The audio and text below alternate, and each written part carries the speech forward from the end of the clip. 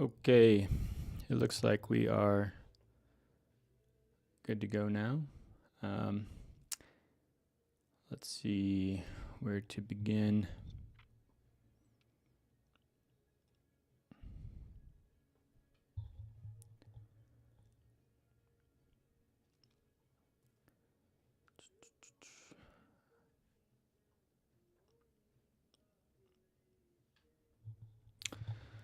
All right. Thanks for joining in this morning. I got to sending out the notification for this a little bit late, so if you are here right now, hopefully I get the notification out a little bit earlier next time. This morning was just a little bit rough for me, but I'll try to send it out a lot earlier so you guys have some time to kind of prepare if you're looking to, schedule around this or something. So this is a look at what we did last time. I'll probably just start from a blank project this time, or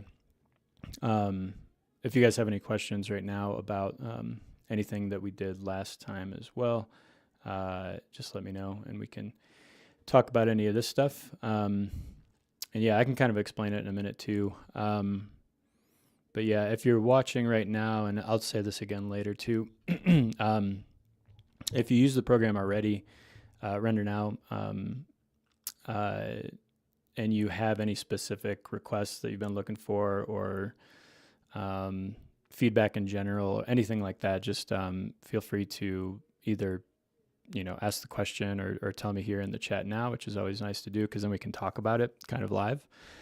So if there's any specific thing that you've been using that you've been wondering about or that isn't included right now, definitely let me know. We can chat about it. Or if you feel more comfortable just sending me an email, then go ahead and do that too. And yeah, we're also doing right now, and probably for a while we'll be doing some interviews. So anyone that actually uses the program and wants to take part in a user interview. Again, I don't know if anyone that's watching right now is a user, but if you are using this program right now and you want to, we're offering $200 for about an hour and a half of sort of user testing time. So if you're interested in doing that at all, I definitely would like to get you on a quick screen share where we can do like an hour to hour and a half. We basically just ask questions and stuff like that. So if you're interested in doing that, let me know. You can send me an email or just let me know in the chat here too. That's fine, and we'll schedule a time to do that. Okay, so aside from that, I don't think I have anything else really to go over. We can talk today about some, we can do a couple things. One thing is that we could go over some design ideas, different ways to create any type of design. I was thinking about basically just starting from scratch and kind of coming up with something new, or maybe starting with some templates and kind of going for a specific theme. I think a project that I was looking to possibly work on, or like an idea design that I was going to think about doing today, is somewhat more of like a sort of corporate style minimalistic design. But again, if anyone that's watching has any specific styles or ideas that they want me to try to work on, I can definitely do that too. So if there's any specific thing, just let me know. And then yeah, before we do that though, I can just show you a couple things that we're working on, just in case you're curious. I don't know if anyone is curious, but I'll just go ahead and talk about them anyway. So these are a few things that we're working on right now, kind of looking to include in the coming weeks and months of sort of development here. So let me actually make a new project first. I'm just going to duplicate this project. So I'm going to go to Files. I'm in this Friday Streams folder I made, and I'm just going to do a new duplicate, and I'm going to do let me cancel this first. So we need Friday stream 2025. What's today? The 14th. And so yeah, so I can just create a new So here it is. I just created this new project. I'm just going to load this. So I can look at some new things here. I'll leave this for now, but I can just edit it. So I just want to show a couple new things that we're working on or going to be doing real quick, and then I'll talk about a little bit about this design, and then we'll maybe just work on something new after this. Is everyone doing all right, by the way? It's crickets in here right now, so hopefully you guys are hearing me. If you're not, well, I don't know. All right, so what I was going to say is, so we're working on a new option to create seating. We're doing a number of things with this section here. Let me make this a little bit bigger so you can see it a little bit easier. So this section, the seating section specifically, right now the way that you add seating into a design is that you would, let's say you want to do banquet rounds, you just click this button right here, and it adds a bunch of seats to the center of the scene or of the project. And then from there you can set like the width and depth of everything, right? Looks and sounds good. What machine are you using to run this program? So I'm using I'm running it locally. Right now we only have a web browser version, which means that you actually could use the program from any computer. But we are finishing right now a local downloadable version of the program too, so you'll be able to download it and install it on your own computer pretty soon here. We're just finishing some security things with it, but I'm using a custom built computer, and it has a AMD graphics card and an AMD processor, and honestly I'd have to look to see what they are because I can't remember. They're fairly new. Let me see real quick if I can just get the info for you.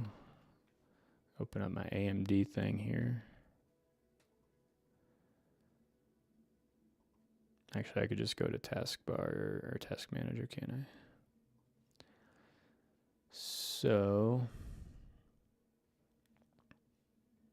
sorry, I'm still running kind of slowly right now. I haven't had enough coffee. I still haven't woken up. All right, so my GPU is an AMD. Gosh, why can't I see the actual model? Here it is.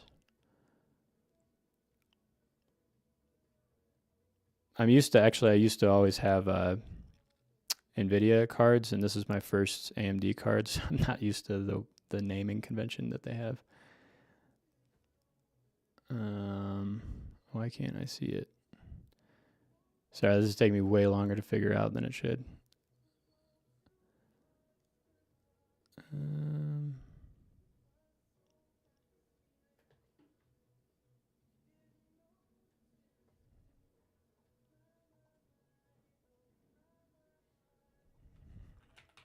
Now I'm really curious and I have to figure out what it is.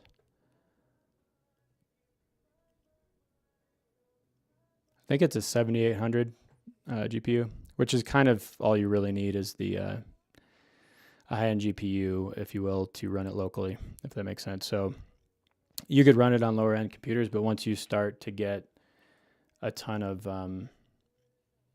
stuff in your scene, like a lot of lighting, and what else? Basically a lot of lighting will start to slow things down a little bit. So if you don't have a higher end computer, what you can do though, if you have sort of a out of date GPU, is you can mess with some settings to kind of make it work run a little bit better here. Just a quick note on this too. I used to have a 1070, an NVIDIA GTX 1070, I believe it was. And that actually worked pretty good with the whole program until I'd have like a ton of stuff in the scene. It would still run really well. But in general, what you can do is you can turn some of the shadows off while you're working. So for instance, if I turn the shadows off on some of this stuff, I could like work on the whole project, make the design all look good. And then basically once I go to do the final renderings, then I'll just turn all of the settings back on, basically like this, and it just gives you a little bit nicer shadows when you do that, and then you can create your renderings after that. So anyways, when things slow down, there are a couple settings to make it work a little bit better. So yeah, hopefully that answers your question, but let me know if you have any other questions about that too.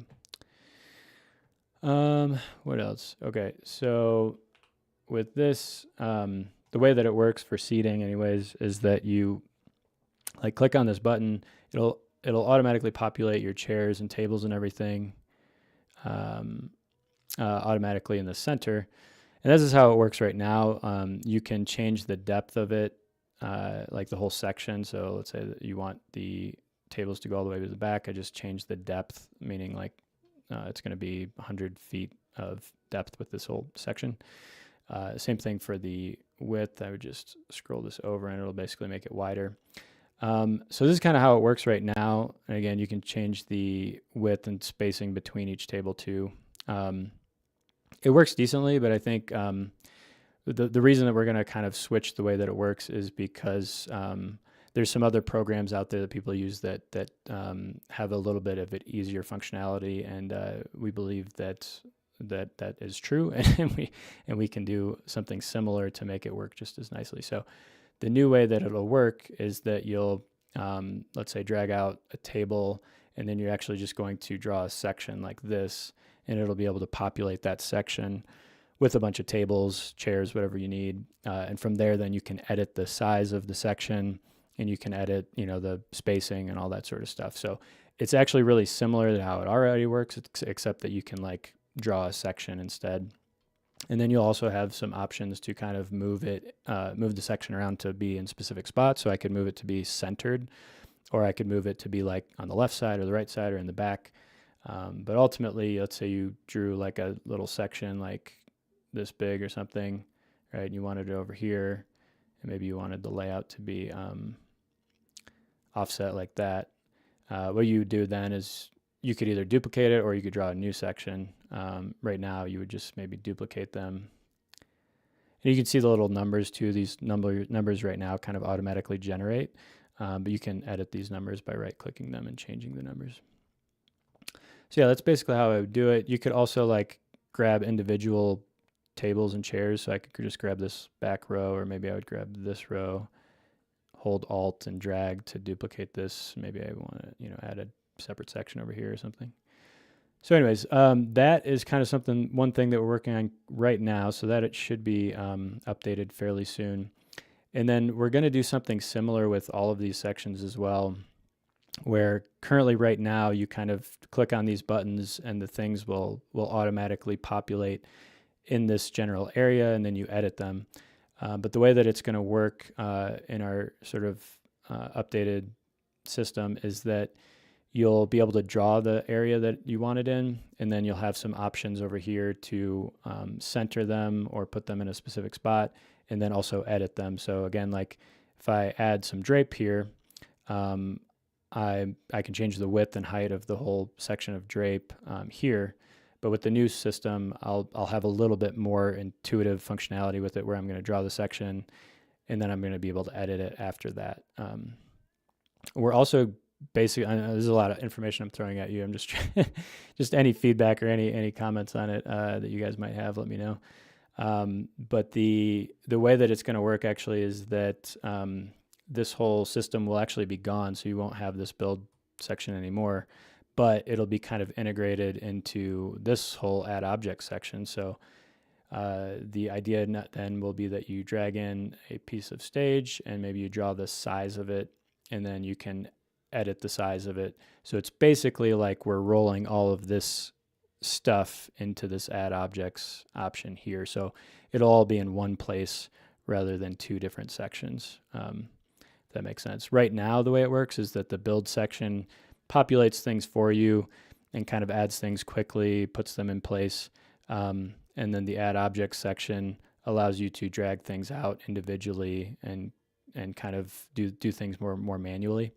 So this is more of your like fine tuning stuff. But we're going to kind of combine the two things so that it's all a bit more integrated. We're also going to make this section a bit more like a full pane over here that will scroll up a bit. So if you have a lot of options, you can kind of scroll up and down on that. And a couple other things we're doing as well. So some kind of bigger changes that will hopefully help make adding objects and doing all this stuff a little bit more intuitive once you've got things going.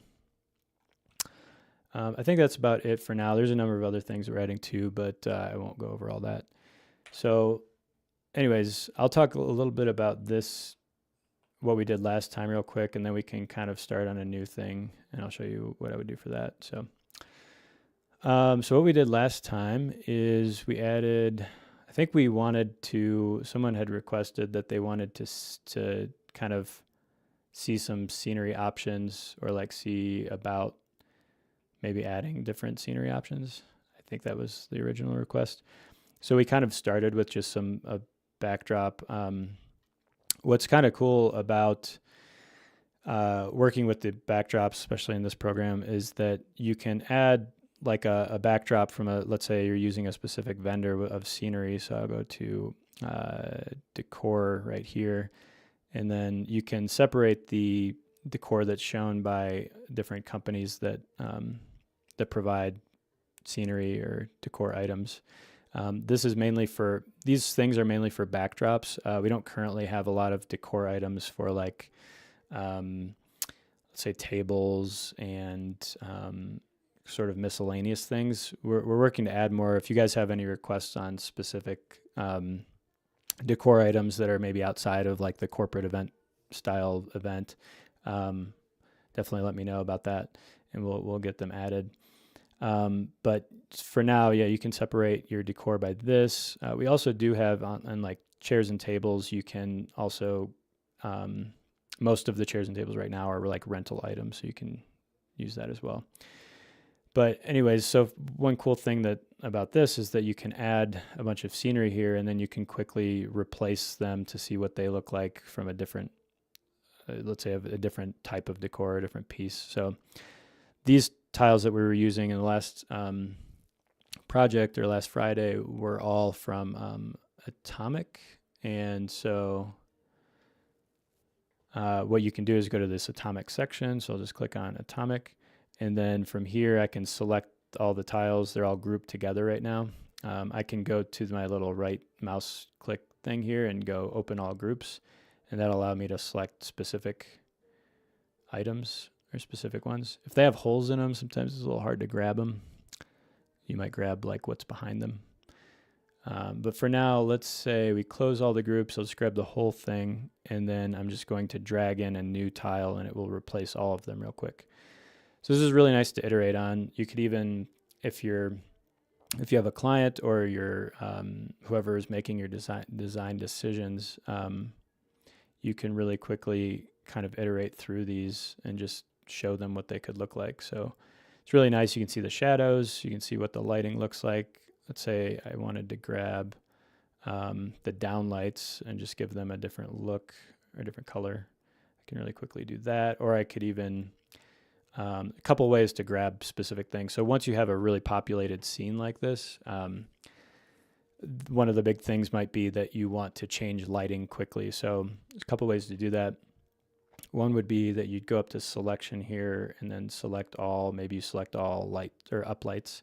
So this is going to select all the objects in the scene that would generally be used for an uplight. So this might be like all of these lights that are on the ground shooting up. It's also going to grab the ones that are being used as downlights too. But that basically grabs all of those really quickly, and now I can just change the color of all of them at once. That's just a quick thing to be able to use. Those are a little bright right now. Let's just turn them down. Oh, it's also grabbing these ones too. So that's a quick way to change kind of everything at once there. But another way to do it is in this objects list here. Now I'm going to make the UI a little bit smaller. This can be, once you have everything kind of in your scene, you can almost leave this section open a lot of the time so that you can just grab things within this list. So again, I think I already named everything here. So I have downlights for the foliage. So that's really nice. I can just download, or I can just grab those real quick and then change the color just on the foliage. It looks like downlights on tiles. Let me see if I have uplights on foliage. So you can see how this can be kind of powerful to be able to quickly iterate different stuff. All right, uplights on tiles. And let's do vertical. These are the vertical pillars of lights facing outward. You can see I can change those now. And now I get just a completely different look here. And see if there's anything else. Maybe the moving lights. There's some moving lights hitting the ceiling. We've got some lights hitting the audience here as well. Change the color of those maybe.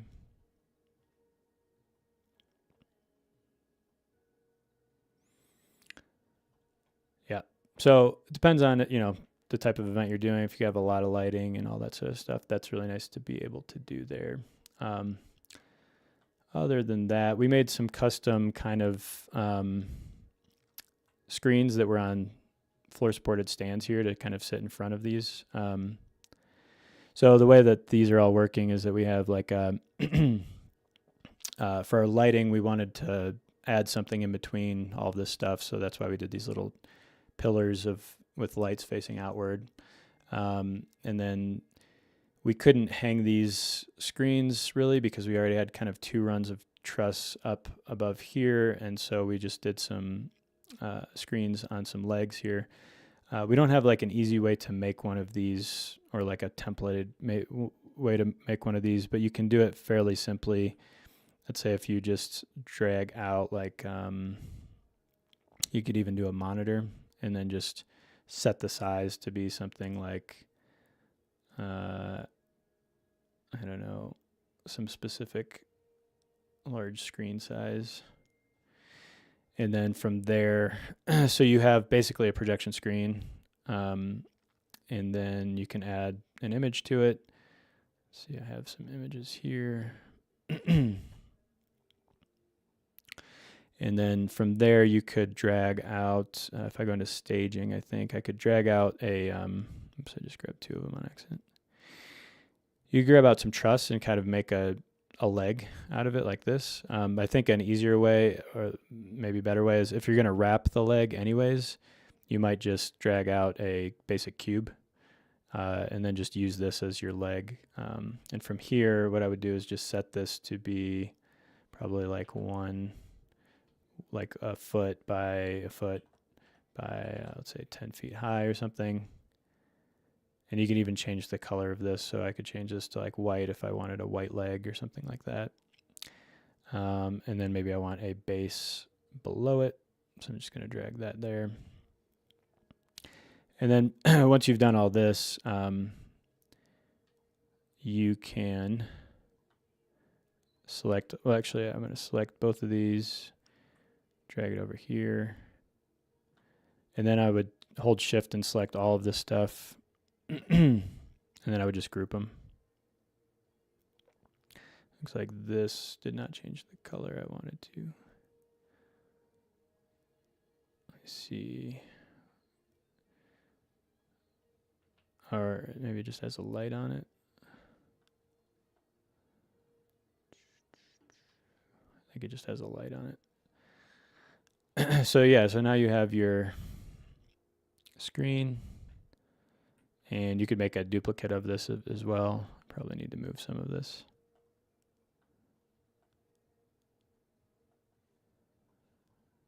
And then you can make a duplicate of it really quickly. So pretty quick to just make a, I think something was up with that leg. Or it was just, yeah, it's just no light on it. But anyways, that's how you do something like that. Other than that, there's not too much craziness happening in here. These foliage columns are pretty simple to make as well. We went to build, and then we went to scenery. And then in other, there is a section where you can add plants. And these are kind of meant to like create almost like a foliage wall. So if let me just save this for a second. I could hide these, or this is like a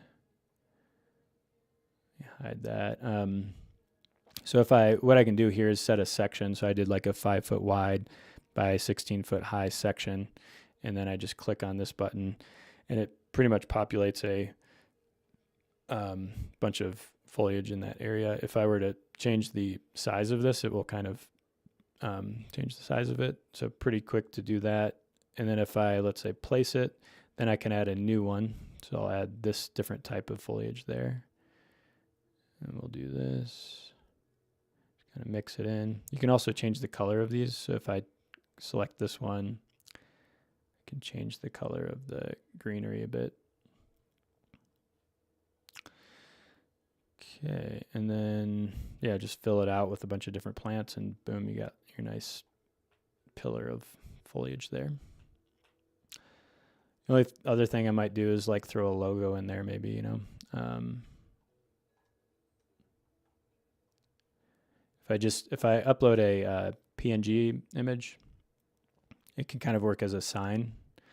So then I can, and it'll show up kind of in the middle of the screen here. And then I can just scale the logo with this object size scaler over here, or I can do it with this scalar item right here. I might do something like that. Maybe I move it.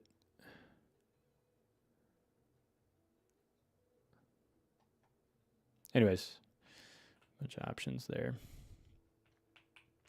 Okay, I think that's good for now for explaining this. I'll wait a second. Do you guys have any questions on this before I'm going to basically delete everything and start on something new. So let me know if you have any questions first.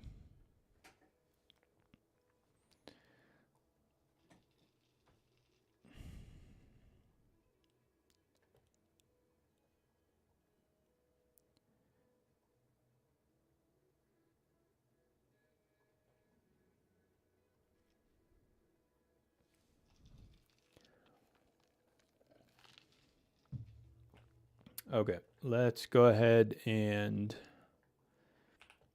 so the way that you could create a new project or a blank one is you could go to new blank project right here. But it's just as easy for me to just delete everything. So I'm just going to delete, and I'll delete some of these things. I don't know why that was huge. Some of this stuff might be locked, so I'll need to unlock that real quick. And let's see what else. Let's see, unhide all.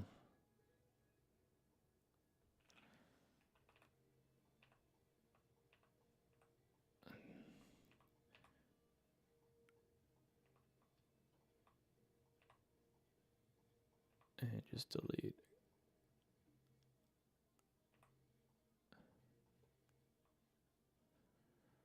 Maybe I should have just created a blank project.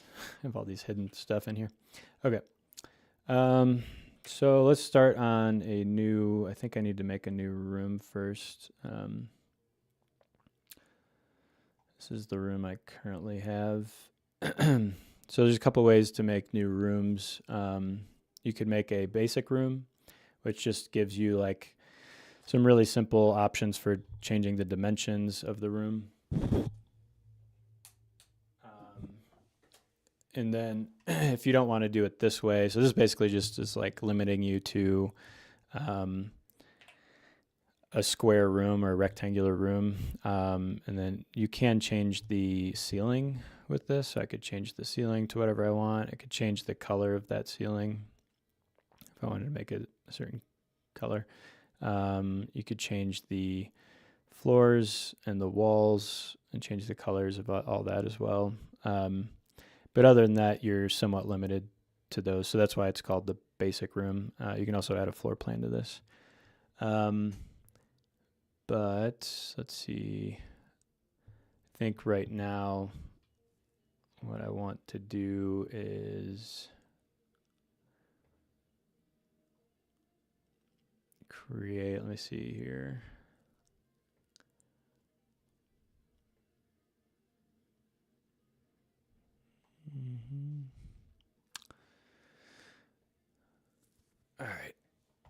I'm going to make a room that's, let's say,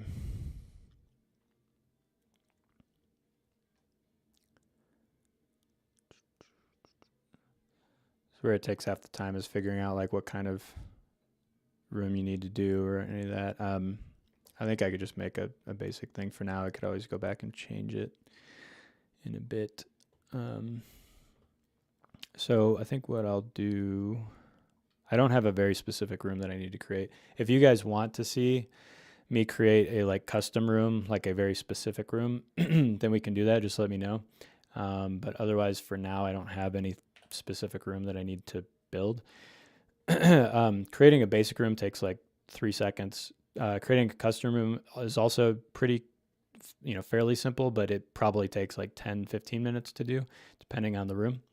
The difference between a basic and custom room within this program is that you get just more options with the custom room. So you can draw out specific to a floor plan. So if there's a lot of alcoves and curves and stuff like that in the room, you can draw those out following a floor plan or just following measurements. And then you also have options to add like doors, windows, chandeliers, sconces, decor, a bunch of other stuff as well. So anyways, that's kind of that.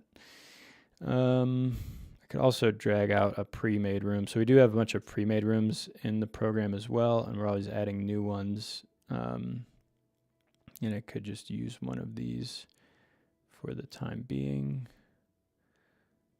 See if there's anything specific.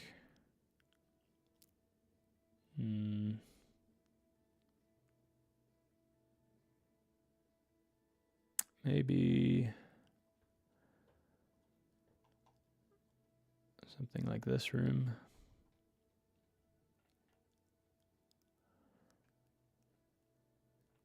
Some very specific chandeliers though in that room.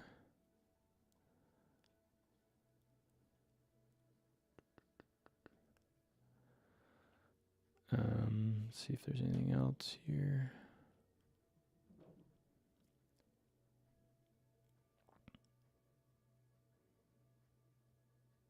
Just kind of looking for a somewhat basic room. Maybe something like this for now. Okay. So if I orbit above the ceiling, it's going to kind of hide the ceiling. If I go behind the walls, it's going to hide those walls so I can see things a little better. If I go to the top, we'll see a little bit of a floor plan that we had added. Nothing too detailed on this one though. I don't think there's, I'm not sure if there's any rigging in this room or not. But either way. Okay, so what I want to do here is create kind of from scratch. I could look at some of these templates and maybe come up with an idea from some of these.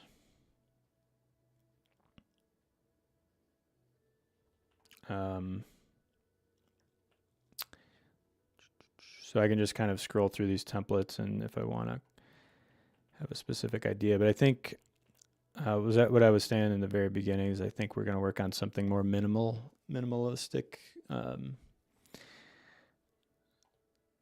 let's see.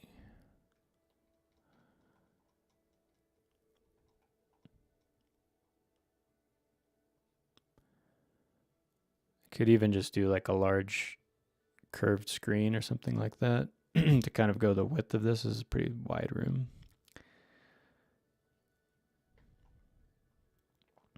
Or maybe some flats to do a kind of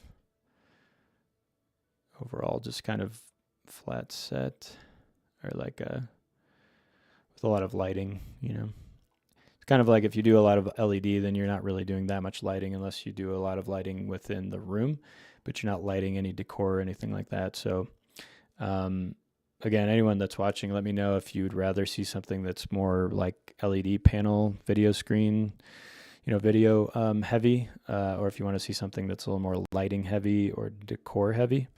I think at the moment I'm just going to do a minimal minimalist kind of style where it would be like somewhat corporate, flat, clean stuff.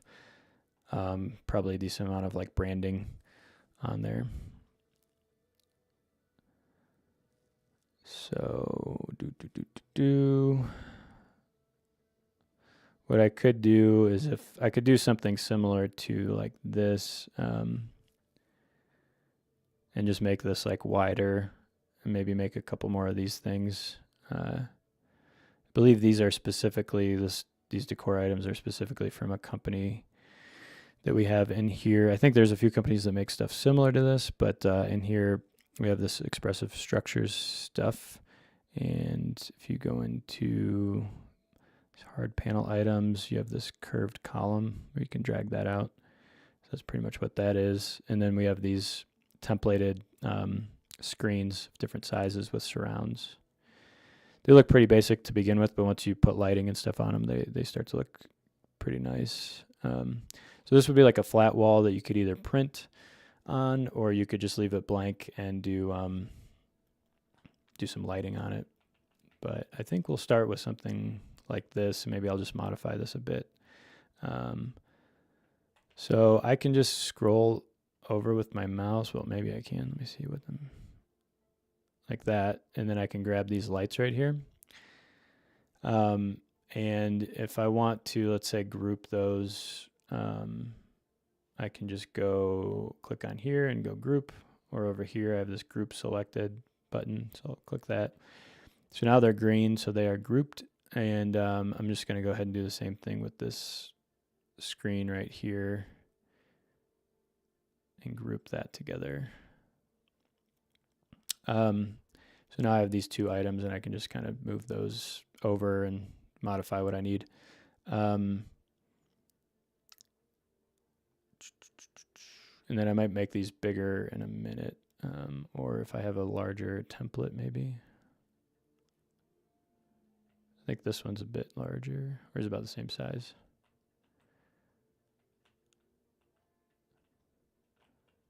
Let's see if I open this. This is 16 by 9, and this one is 15 by 8. So this is a bit larger. I think maybe this one would work better. Yeah, so I'm just going to remove the one in the back, actually. Just delete this guy and move this one back. Okay.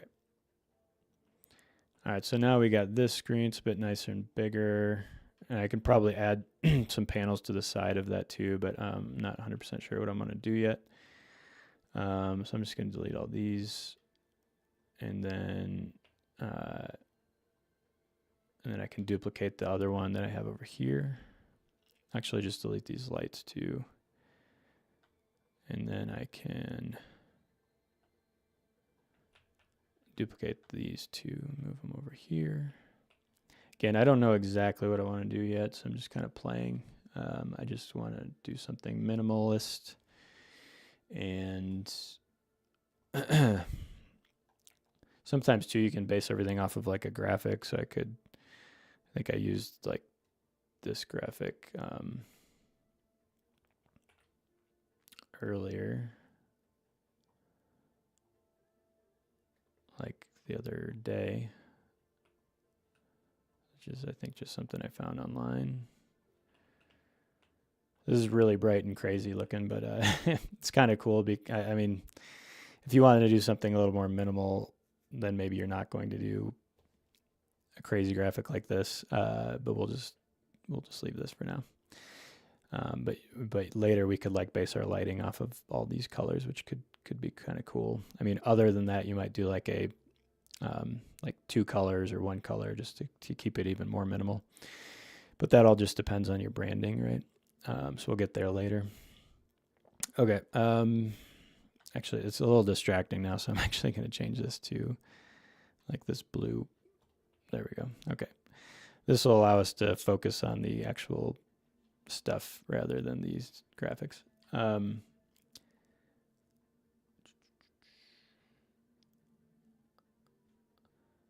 You could also, if you really wanted to, I don't really ever do this, but you could change the whole view setting here too with these visuals and then colors.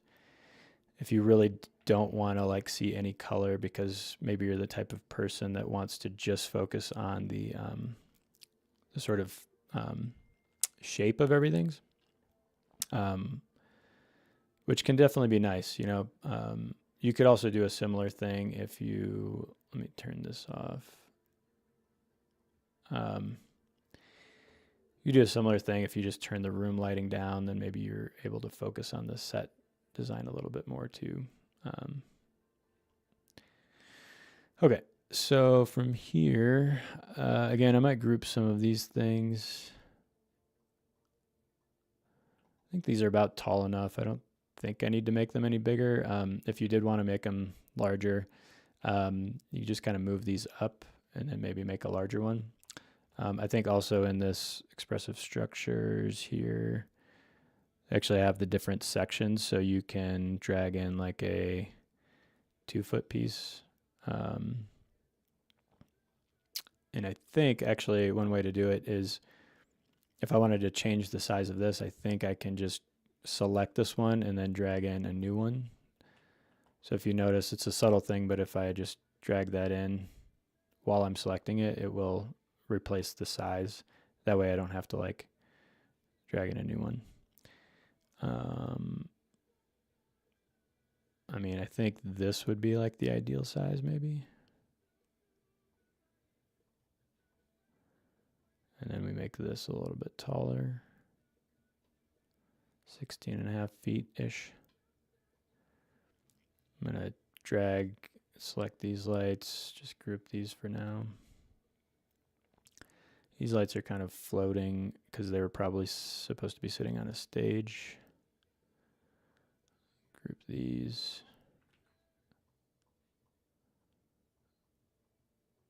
Why they're not grouping.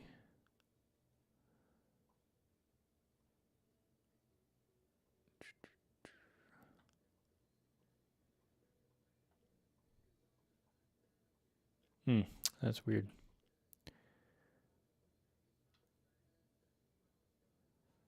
Ungroup. Oh, I know why. Okay. All right. Let's see here. I'll group these.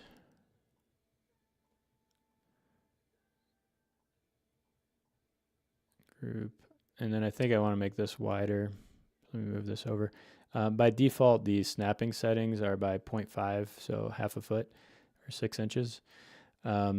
You can, I like this because it's minimal, like 0.5, half a foot is a decent amount to move things in a small amount, but also keeping to a sort of grid like setting. So if I wanted to move it right back to the spot here, it's pretty much going to go right back without too much effort.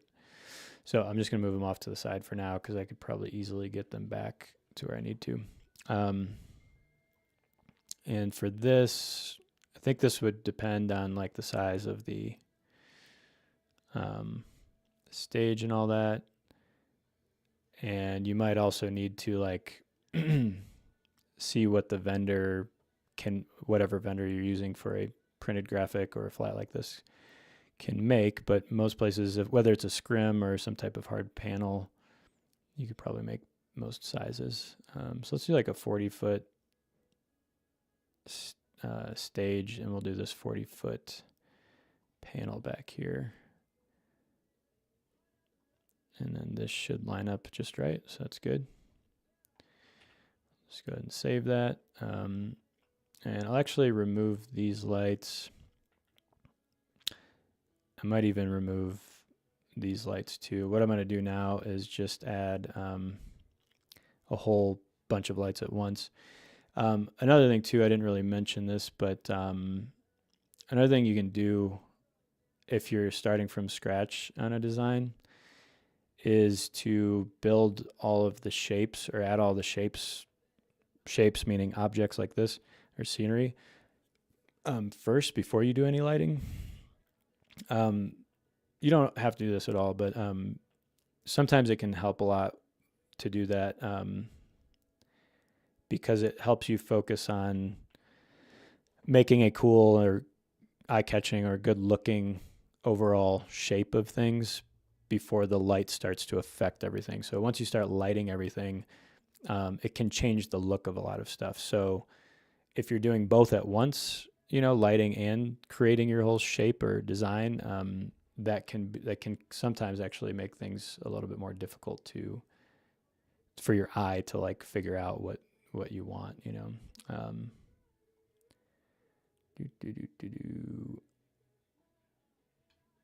So just a note on that. So like right now we have a huge wall. This is always kind of difficult too, to figure out what to do for this sort of situation. I mean, if you wanted to, right, you could always do like a completely opposite situation where you're doing all of this against a smaller wall. I think for this room, this won't even, this would be really, it's a really like narrow space there. And then you'd probably have to like do some second screens that would be further down the room so that your people in the back of the room could, still see the screens. So it's either like you do a small set with some delayed screens or some screens down here, or you do a really long set. Let's look at doing what I feel like is maybe the harder situation, which is to do a long situation. So I'm going to move the room back to where it was, like this. And so for this situation, we probably just want to create some stuff in between. And then it's a little difficult, right? And for this situation, it all depends on your clients, but you then sort of have to weigh the pros and cons of however you want your people, your audience sitting. Because ultimately, if they're way over here, they're probably looking at a screen over here the whole time, and they're almost never going to be looking at your presenter. I mean, they would, I guess, look over there, but they're constantly kind of looking back and forth. I don't know. A lot of details, I guess, depend on or will determine that situation. It would also be cool to do like a super wide screen within this set. So you just do. Let's look at making like a wide LED screen for this, which will sit within, or it could be a projection screen too, but it would sit within these panels. And we'll see what we can do with that. So I'm just going to delete this because we already have one over here, and I'm going to modify this one just to see what we can create. And if that doesn't work, you could always do like, multiple screens like this with something in between them. I might also too just make some black drape or something black behind here just so that we're not looking at the wall, because this wall can kind of be distracting. So if I go to build here, backdrop, and then I click on this first drape option, now I can just change the width. So I'm just sliding this width here so that I get the width of the room. So it looks like it's about 220 feet-ish. And then if I go up, I think our room is about that tall. We'll do 22 feet. And yeah, so we got that. We change the material if we wanted to. I think we just want it to be like a dark backdrop for now. You can always change it. The way this works too is when it creates a bunch of drape back there, if I open this group, it's just a bunch of panels of drape that it's calculating what size it needs to be to fit this 220 foot length. So if I zoom into it with this little orbit button here, you're going to see it's a bunch of panels with bases on them. If I go to the top view, same thing. You can see the little panels there. All right. Oh, I think I went too high with this. Yeah, I did. It's actually hidden behind that there's like a little lip in the ceiling there. I just lower that. So, okay, so about 18 feet is what we want. Okay, so we got 18-foot drape. I can lock that too, so we don't have to mess with that. You can still click on it, but you won't be able to like accidentally select it. All right, let's delete this, and we're going to create a wide screen with this. I haven't really done this sort of type of screen with this thing, so we're kind of experimenting, see how it goes. So I'm gonna, let's just actually ungroup this whole thing, move these over. And this is actually an LED panel that we're already using, it looks like on here. I know that because over here in the settings, I have this pixel pitch option, so I can actually change the pixels. So this is kind of what we want. I mean, you could do a projection screen here, but my guess is that it might be difficult to, I mean, you might have to hang two projectors over here. Not a huge deal. Depends on your whole setup and all that. But you could do a LED screen behind some panels, which would look pretty cool too, if you have enough space in the back and all that. I'm not really focusing too much on the how to do this rather than just like what the look would be. You might have to modify it a bunch to get the exact look you need and all that, but or the exact operation, if you will. Okay, so this one is 16 by 9. I think we could do like a 10 by 30.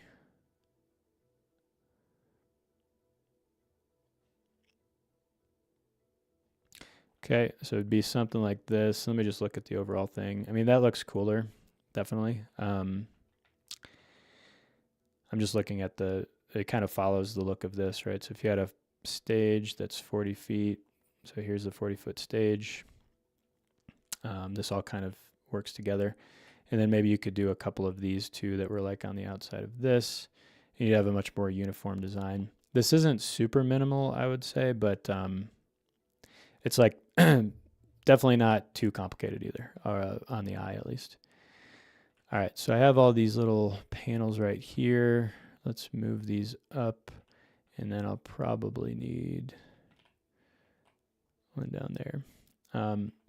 So I'm using a number of hotkeys to kind of jump around things. You can always go to the shortcuts button here that we have, excuse me, and see some of these shortcuts. The ones that I use a lot are the O key for orbit, which puts you in the center of your project, and it also makes you orbit everything.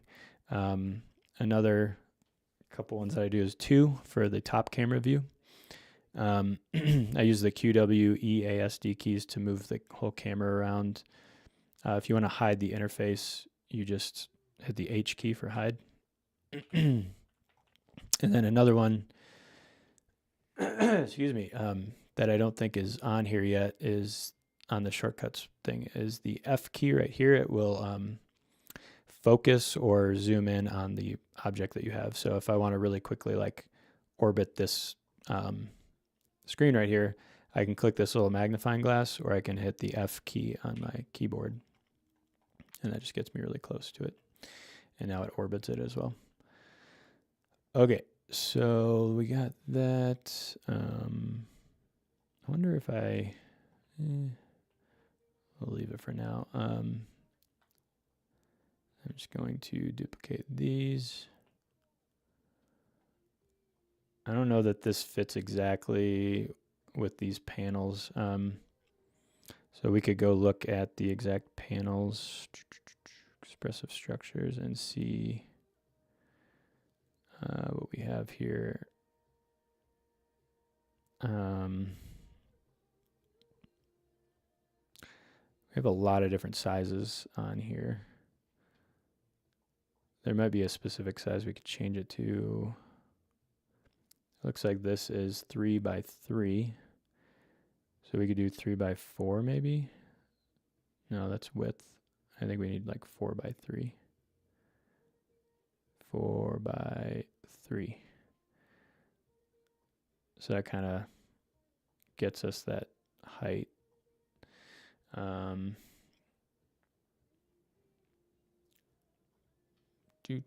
I think, yeah, I would adjust this, a couple of these things a bit. One thing you could do too is just, well, maybe, I don't know, depends on your graphics, I guess, but, and some other things, but maybe if you could set these all in front of the screen, that would fit or work. Let me see here. Now I kind of want to change some of these to be the 4. Or we do 4x6? No. 3x4. 4x3. Let's just do these 4x3 ones and see where we get with that. 4x3. 4x3. Okay, that looks a little more uniform. But okay, I don't think it fits with this though. That's probably why we did that. So yeah, this might be the hard part, is making that fit. Before we go too crazy with this, I would say just like get the look and see if it even looks good. I think it will, but so we could just kind of let me switch this back to, it was like 3x3, I think, yeah.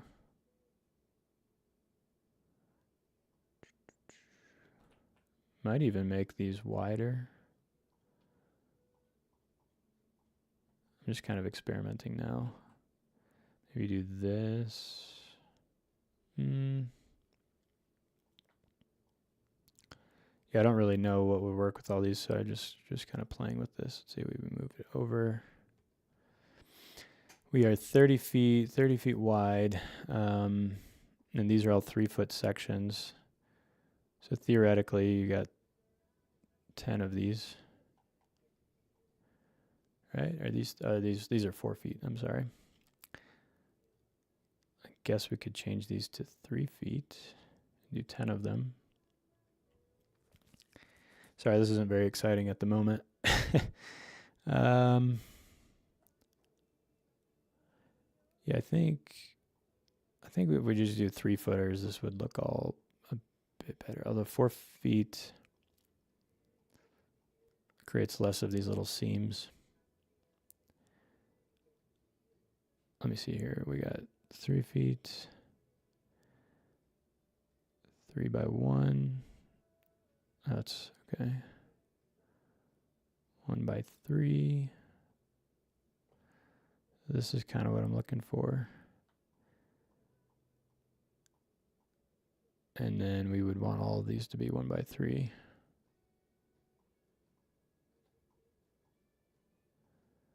There's definitely an easier way to do this, or you could do them all like 4 feet by what we had them at. But you just, it's like it wouldn't be quite as uniform, because then you have seams in sort of awkward areas, I guess. So you could do the same thing here and just create 3-foot sections instead of 4-foot. So these would be, so I'm looking up here, this is 4 feet by 3 feet, or over here, 4 feet wide by 3 feet high. So I might change this to a 3-foot section. So it would be 3 feet by 3 feet. And then I just move this to here and do a bunch of duplicating. So yeah, when you start doing a little more custom playing around with stuff, these things take a little more time, but not too crazy. And then of course we got this little spot here. So you could change this to like a 3 foot by 4 foot piece.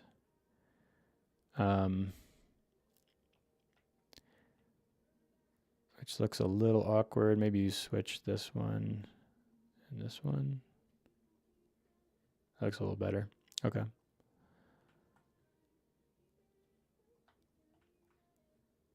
All right. We just made a little puzzle we just figured out. Okay. Overall, though, I think it does look better than having a bunch of small screens like this. So if it's possible to do this type of setup, then I think that would be the way to go. And then here, it looks like I just would need to, I wonder what size this is. Let's go to the curve, 1.5. Okay, so just need it to be 2 feet.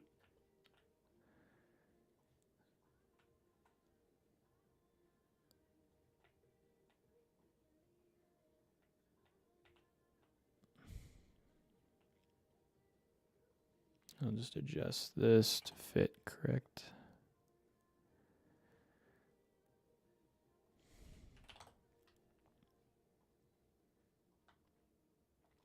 Now I'm gonna group all these. Oops. Just make sure I select the screen too.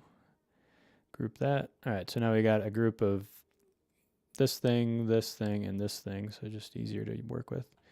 And yeah, we could do something in between here, you know, or maybe we don't need to. You know, maybe just some lights back there.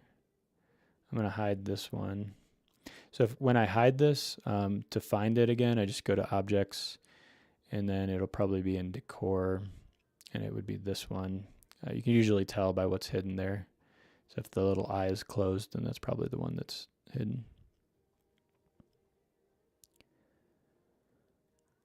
And there might be multiple ones like this, because there's a screen in there as well. So, and you can always adjust the name of it too. So I could say this is the 16:9 screen surround or something like that, and then you would be able to know what that is exactly. And then you could name this one too, which, okay, so this is this one, and this one's called 30:10 screen surround. And now when I duplicate this guy, I got 2 of them. So I'll actually delete one of them and just duplicate all 3 at once. Duplicate, move. So this is kind of the look.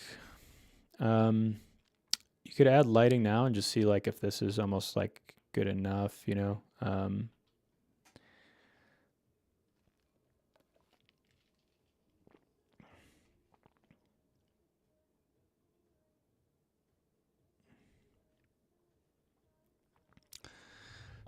Yeah.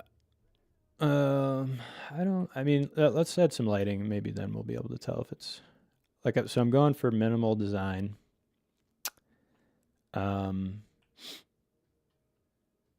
We could potentially like, let's light it, see what it looks like then. And if we need to kind of add anything in here, because sometimes if you light something, you know, if we add too much stuff in here, more flats or anything like that in these spaces, it might just be a little bit too overwhelming with just tons of stuff. Oh, I do kind of want to make this as tall as this though, so let's just actually delete these 2. I can just move this one over, or duplicate this. And by the way, to duplicate quickly, you can hold your Alt key and then drag the red arrow over. All right, so now this just needs to be, looks like about 16.9. Oops. If I go in here, you can see exactly how high that is. You can also do some measurements up here. If I were to go to this markup tool, I could create a arrow to show that this is 40 feet. Or I could even just select this stage right here and hit measure. Not sure if, let me see if I click on this guy. Zoom in so I can see it. Measure, I get the same thing there. me see if I click this one, measure. So you can kind of do that with a lot of stuff. If you rotate things a bunch, unlock this, measure this, and then I'll move these arrows back a bit. If you rotate things a bunch and like you've got a bunch of truss going all different directions and you change a lot of things, sometimes that measure tool won't work, so you have to like manually measure it just by this arrow guy right here.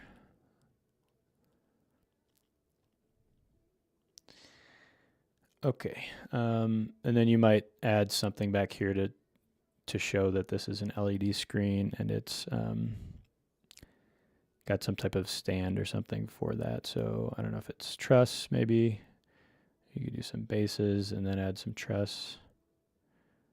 Let me do this. Base, truss. And then we will group those. You don't really have to do this. I often do not do this unless I'm actually creating like the whole floor plan, or unless I need to know the spacing and all that sort of thing. You know, so maybe you have some truss that's holding this up, or however the LED is held.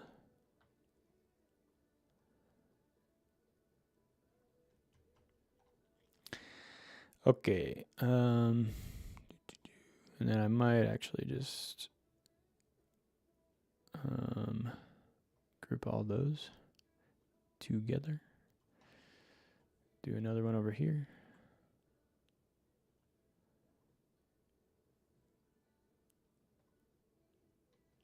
Okay.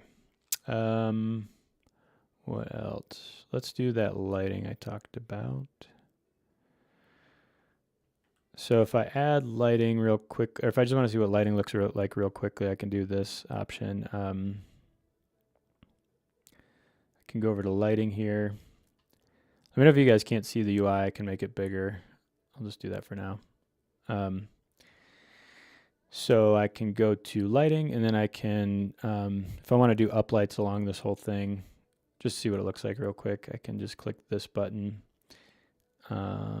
And then I can kind of space them out a bunch. So right now it's putting them on the drape.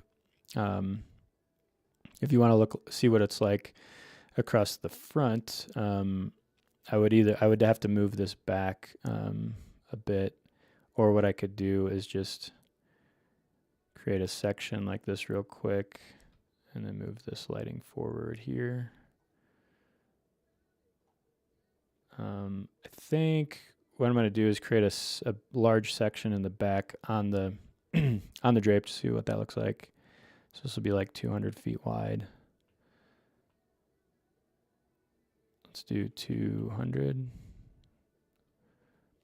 maybe 205, and then we'll add a bunch of lights here. I kind of want them to kind of evenly show up there.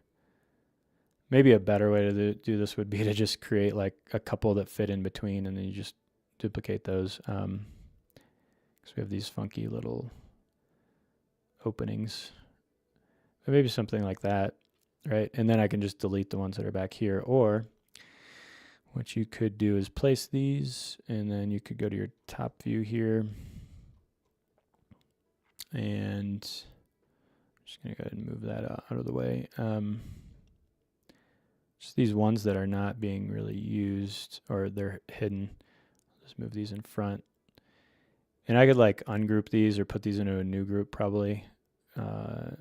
Because right now if I select them, it selects everything. But this kind of keeps everything even. We'll see what it looks like. We don't have to stick with this, but I kind of want to change the cone angle of this a little bit. Maybe if I move it back, it's definitely going to look a little bit nicer. If it's an LED screen, hopefully it's not going to wash out the screen. Let's do this real quick, and then we will adjust the colors and kind of fine tune that a bit. So I think I want these ones to be over here.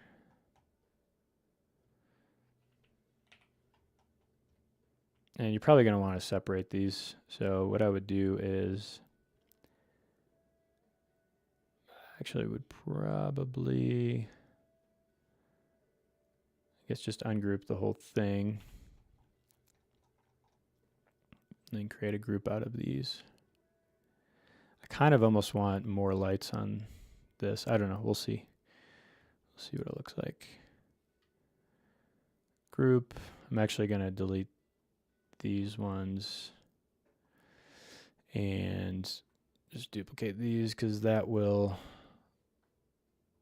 keep them in the same line there. Or I could have aligned them with these buttons, but whatever. All right, so I just want to see now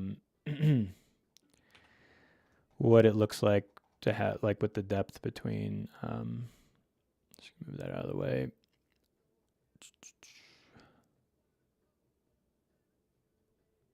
All right, so I'm going to grab all these lights back here, group these, and then I can see what the backdrop sort of looks like here.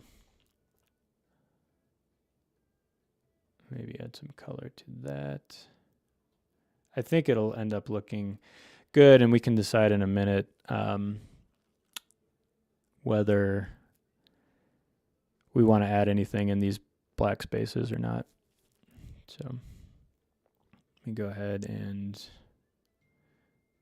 that forward a bit. I'm going to duplicate this. If you're ever like wondering about working like in 3D versus 2D, I don't have a perfect answer for you. I think a lot of people that use 3D programs that I've talked to will use both because there are benefits to both. You know, if you're more familiar with a 2D program, you can do a lot of things just in the 2D view here. But once you get into the actual visualization and what lighting looks like, I find it beneficial to mostly be in the 3D view. You know, so like placing these lights that I just placed over here, it's probably a little bit easier to do it in the 2D view, right? So I just would do it right there. But I can see, I like being able to see what the light looks like immediately once I move it over there. So I guess another method would be to be able to have like both views open at the same time. That way you can kind of like see the exact placement of them while you see what they look like. I haven't found that to be extremely necessary yet. It could be a little bit helpful, but it can also like clutter the screen like crazy. So I don't know. If you're interested in having that as an option, definitely let me know. But these are just the ways that I use it and find it to work pretty well. Let's see. All right, so we got that. So these three sections are lit up pretty well. I think I'll decide in a little bit whether we should do this as a graphic or not. You could just duplicate this and like put one back here or hide this one, and then add a graphic to this just to see what it looks like for the moment. See if I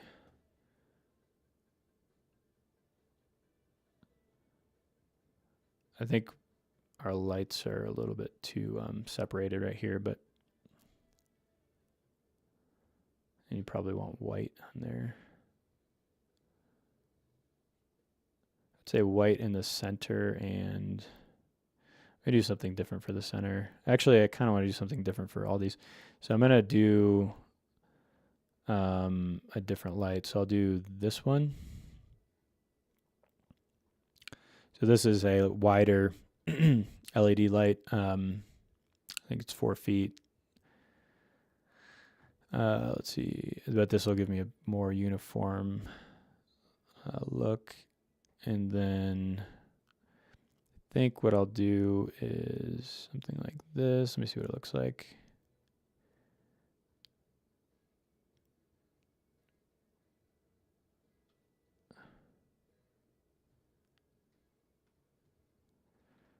think that'll work.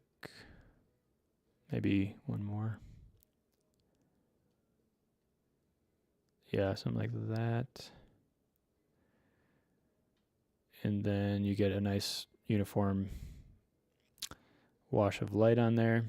I kind of don't want it to spill on here because I kind of want separate lights on the outside one. So, well, we'll play with that in a minute. I'll place that. I think I want to remove these ones and do the same with these ones.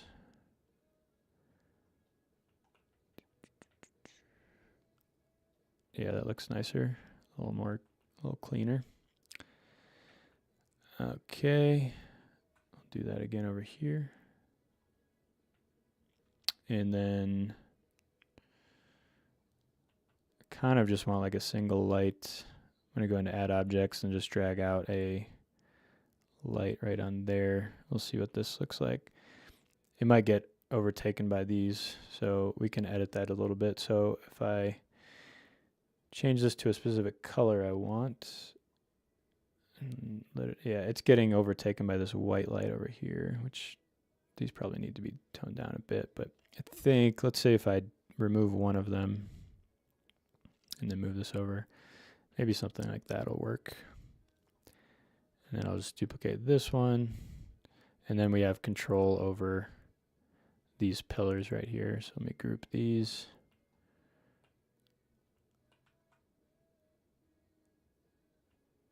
Okay.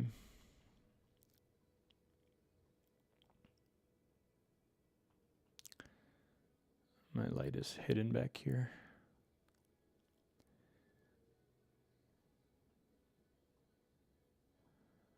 Okay, I'm gonna do the same thing, I think, where I'll delete one of these. You don't have to actually open the group if you just drag over one of these lights, and then I can just select one of them basically. So that's what I'm doing right now, to select individual lights. All right, so that's good. It does give some shadows over here though, which isn't great. I could bring that back. I don't know. It's a tough decision there. Okay, let's just duplicate this. I don't like this purple, but we'll change that in a minute.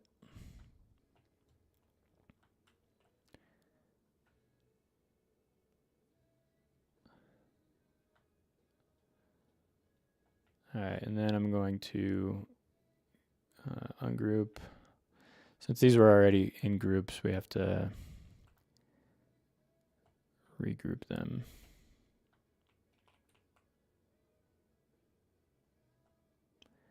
Group. Okay, now we can change them all real quick at once.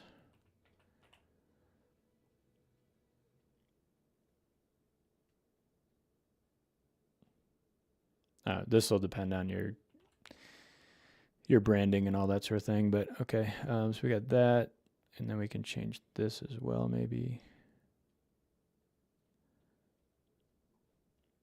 Not settled on anything. I just kind of wanted to see what this would look like with lighting, and whether we wanted to do anything in between these screens. I also need to measure the distance between these. So I've got from this panel to this panel, I've got about 20 feet. From this one to this one, oh, about 20 feet. Okay. I kind of just guessed earlier, but I think it's about right. All right, so yeah, you could always, a good thing too is that you could always add something in between here and give it as an option, or hide it and then bring it back. You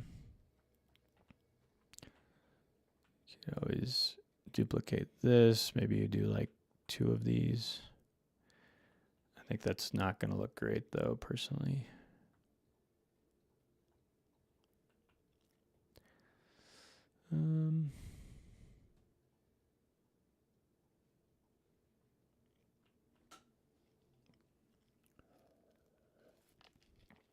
Hey, we got 3 likes.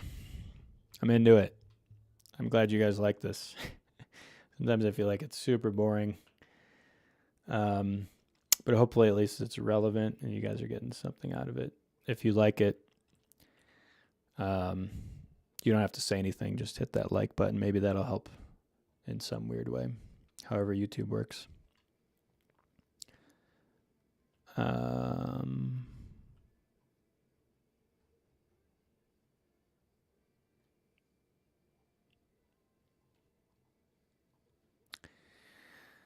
What else? Okay, let's turn the lighting down here a little bit. We could add a different graphic too. I think also if we go back to the flat that we had before, if I go here, I'll name this printed flat printed, and then we'll hide that guy, and I'll bring this one back so we can kind of switch between the two to see what the difference looks like. And this one will be called wait a minute, didn't I just rename this one? What happened? Printed flat. And then this one would be called not, or just white flat, I guess. All right.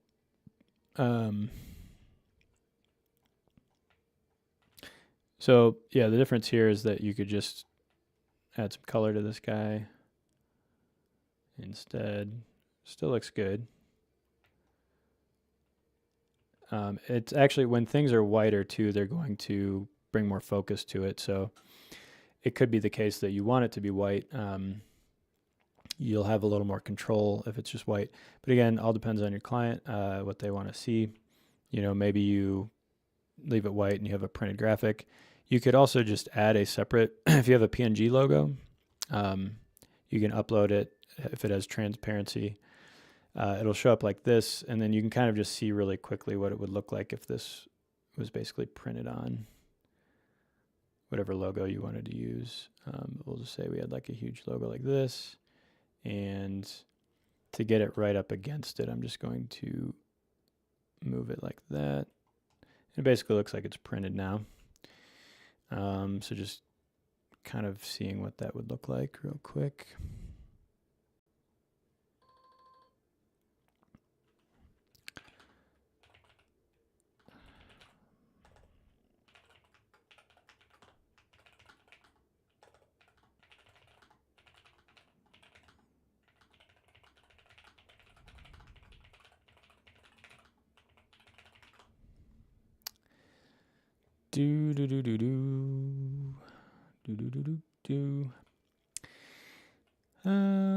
Let's grab these lights in the back. Everything looks super blue right now. Let's do like a little bit of a contrasting light. I usually like a warmer color or like a purple. I would do, if you want to look techy, you kind of stick with the lighter blues, but, or white. White's going to look a little more corporate. Blue's going to look a little more technology. You can also change the drape material real quick just to see the difference there. So if I select the whole thing and I go into build, we actually just changed this recently, so I'm not 100% if this is active on the live program. So let me know if it's not and you're trying this. But you should be able to select it and change the material from this section. At the very least, you can go to the color picker and change the color. But anyways, I'll try, if I just change the material here. I mean, not too drastic of difference really. If you did want to change the color though, say I'd actually like it blue or something, or I could even try to match the color of the logo or something. And then maybe you do like white lights on that.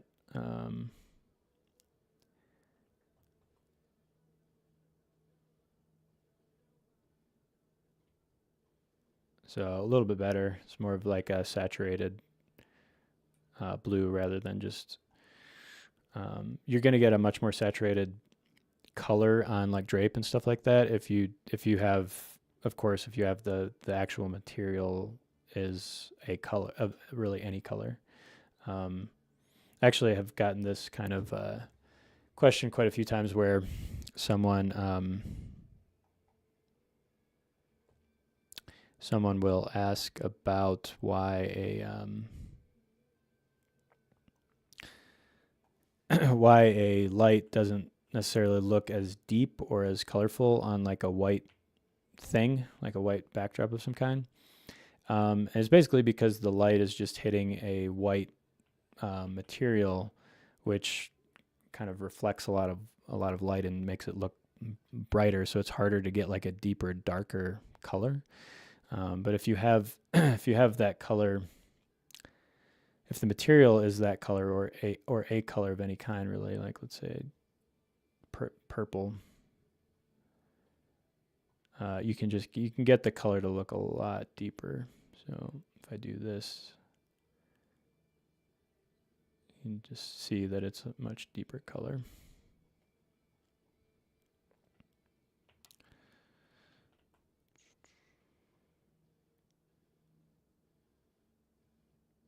But I don't think I want to do that.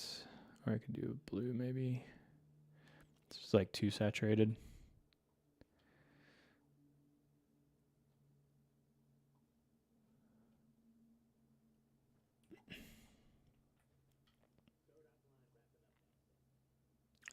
For this, I might just stick with black or like a dark gray. Oops. Dark gray. And then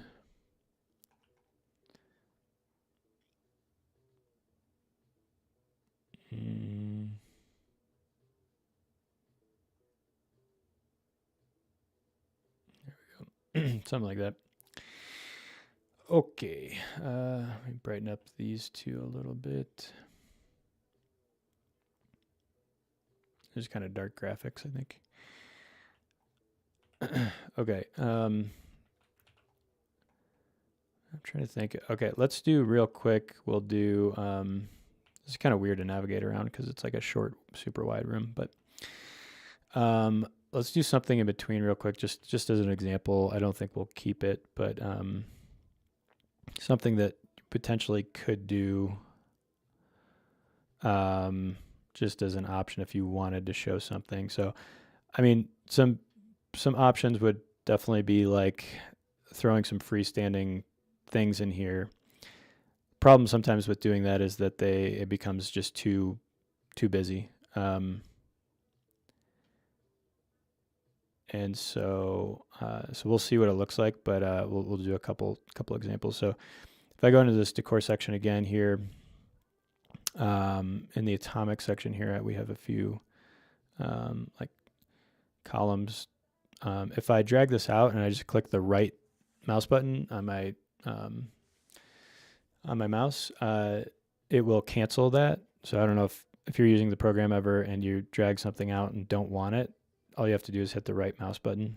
There's a little funky thing with it right now though, which is that if I click the right mouse button on top of something else, it's actually going to right click that object, of course. So if you do it on like the floor though, it'll just cancel the item. All right, so columns, not necessarily going to be great. It's just going to be busy in my opinion. Maybe some fabric, might look good. But like swags and stuff like this tend to give it a very specific style, right? If you add some swag in like this, it's kind of almost immediately going to look a little more traditional, I guess, or have this type of look to it. You could replace some of these areas though with like a more specific fabric type. So like this is, what's this called? Cappuccino from Atomic. Has this kind of brighter glisten, or I don't know what you call this. what would you call this? Sparkle sheen to it, which could look just a little more interesting than just black drape, right? Maybe you do 3 of them.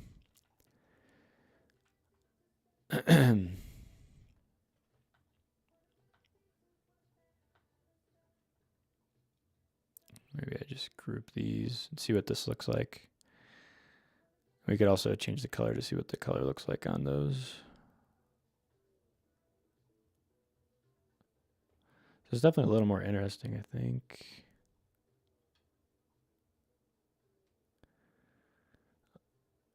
Honestly, I might do something like that. It makes it look a little bit more like, I don't know if I'm seeing black behind here, if that's, I think I should just scale these both down just a touch. So I'm gonna do that. I think it's just dark behind here, or, oops. Yeah, let me scale this down. Okay, that's not working.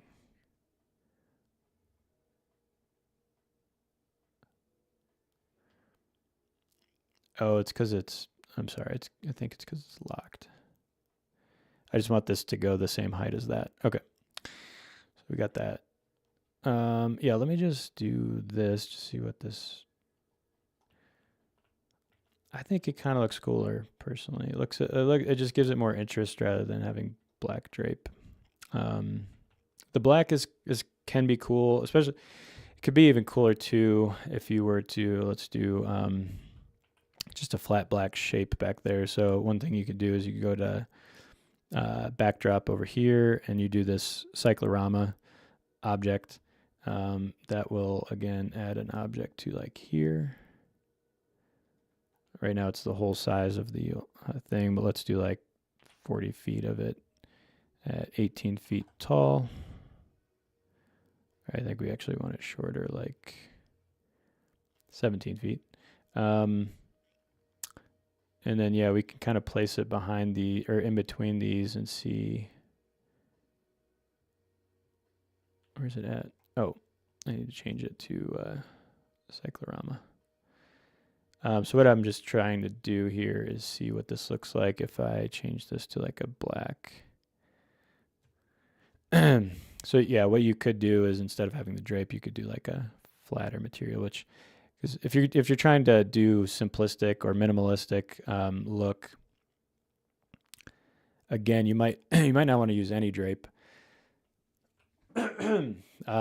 It'll just make everything look cleaner. Even it's a very subtle thing because you're not really going to see the drape too much, but at the end of the day, people still will be able to see it. So you might just use a black flat like this guy.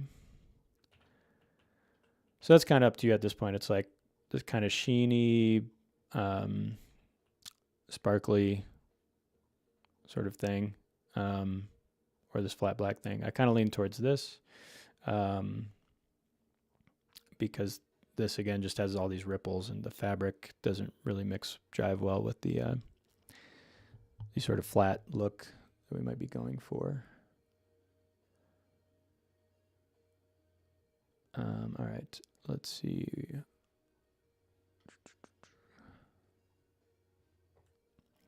And then you could also, let me duplicate this guy, put it over here, and we can change the color of it just to see.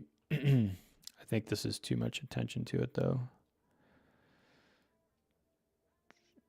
Even that I think is a little too bright.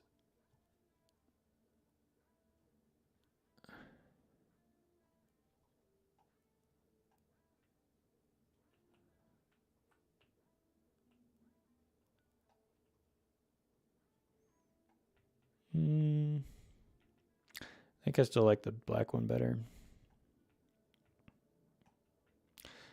What you could do is just switch them all at once. So I could select all these and do same material.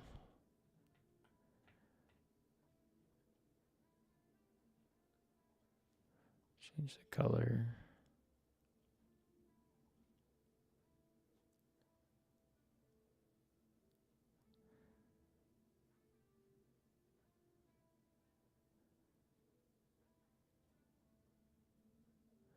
Maybe move these back a little.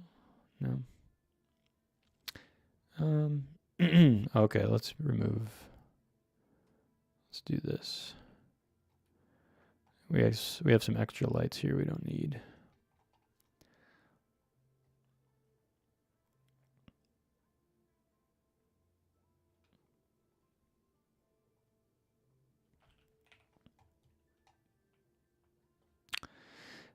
Let me see. Let me try. I don't think we can do that.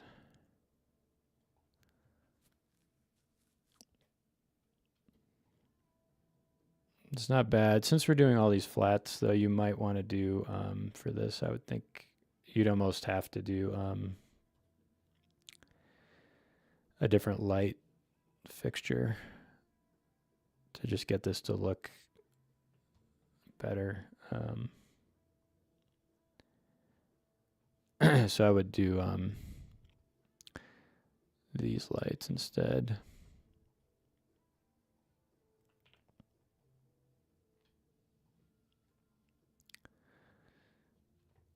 Yeah, let me just replace these guys.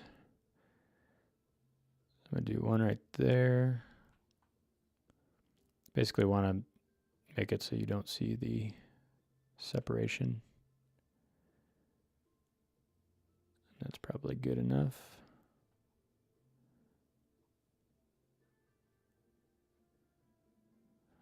The only thing with these is they don't light up very high, at least in our program. They kind of, but it's not too bad. Okay, let's go ahead and group those.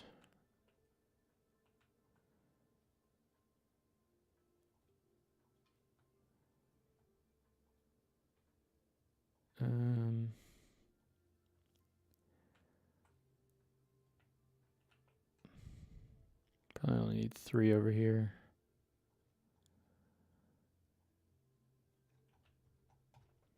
So some of this does take some time. Just to, it really, when you're creating something new, it really just depends on, like, you know, fine tuning things. Like getting the initial design might not take that long, but then, you know, once you get to maybe a certain point where you really want it to look a specific way, or the lighting or whatever, you know, it could take as long as you want it to, depending on how much you want to change and how fine tuned you want it to be, I guess. But yeah, so I would like to do this because, like, get all these, you know, lights and all that stuff figured out, because then you can easily switch between them. It just makes things a little bit easier. So now I can go here and change the color and all that real quick. Honestly, I kind of like the white though.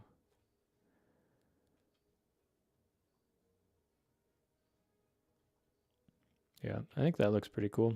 Definitely cleaner, some minimalistic, and a bit on the techie side. I don't think I like the logo there, but other than that, you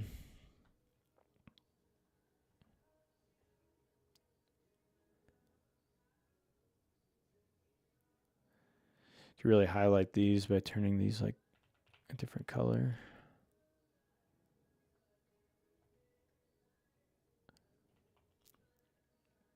You could even just remove the stage so you can click things quickly.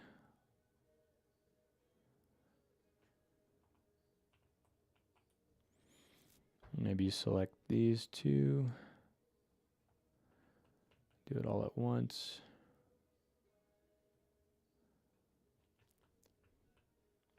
You can also do it from the objects list over here. So go to lighting.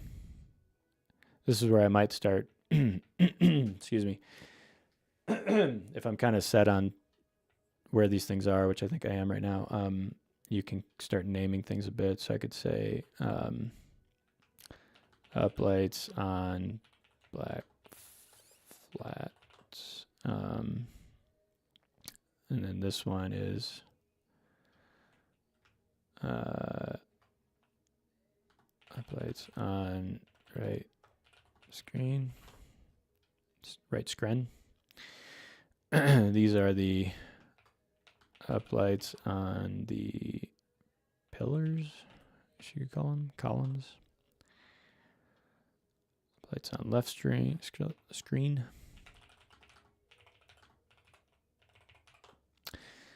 Left screen, and then uplights on center, flat.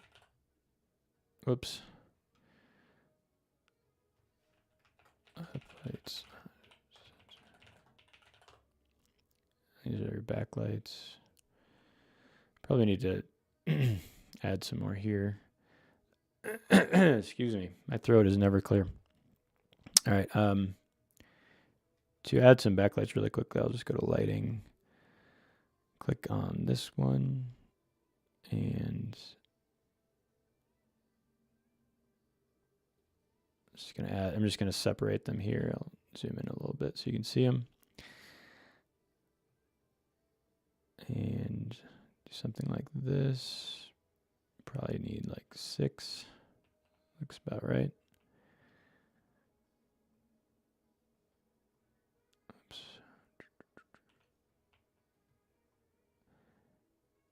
And these might be like, you'd have to do some type of rigging back here. Probably not going to do that right now, but I mean, you could do that really quickly by just throwing in some rigging like that. So you go to rigging, throw in this one, it'll show up right here. I'll reduce the size to 40, maybe 45. Oh, 40 for now is fine. I'll place that, move it over here. Move it down a bit.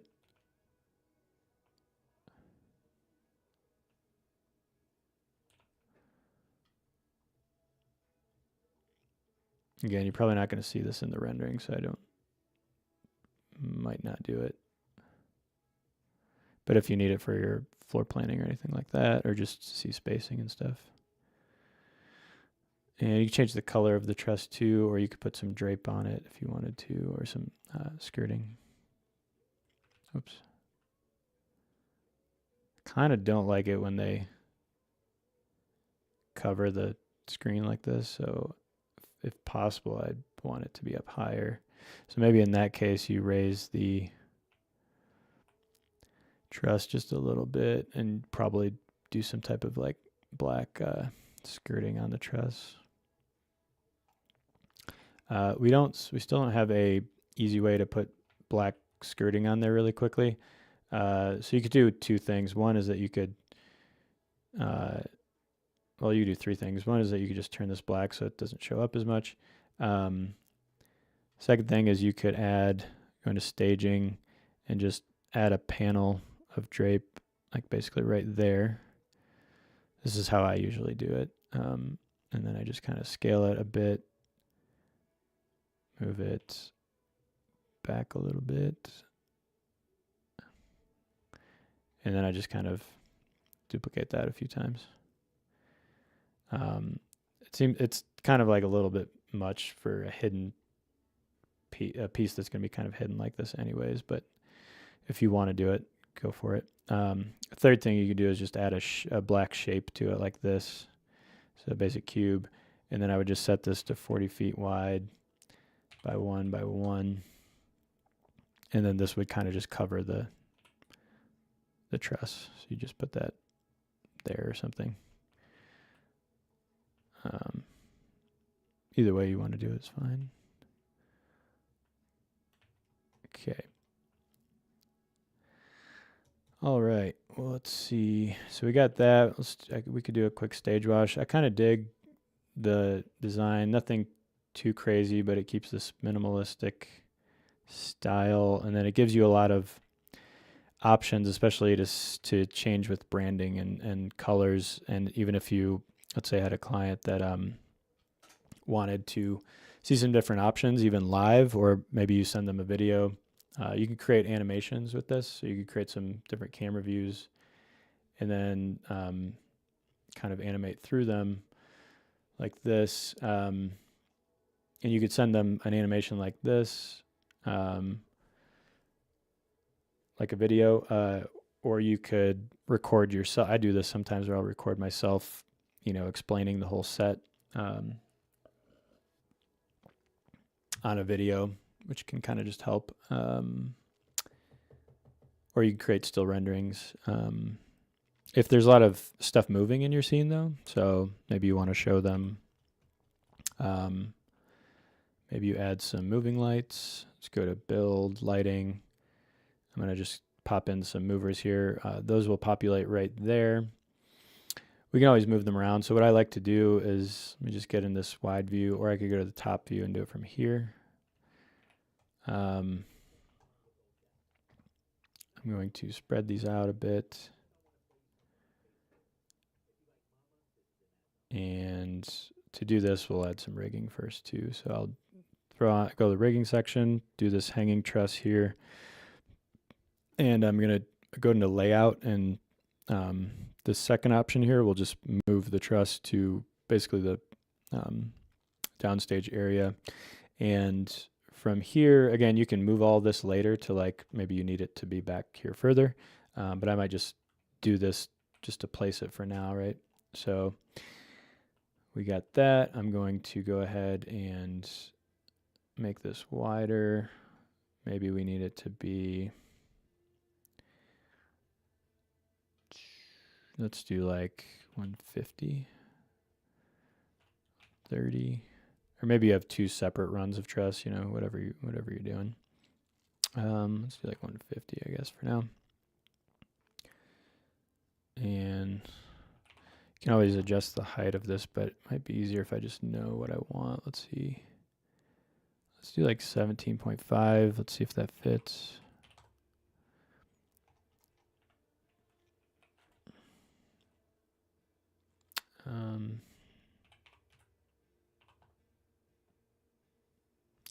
Okay, we'll stick with that. And now what we can do is we can set this to 17.5 as well. Now these will just kind of attach to the truss there.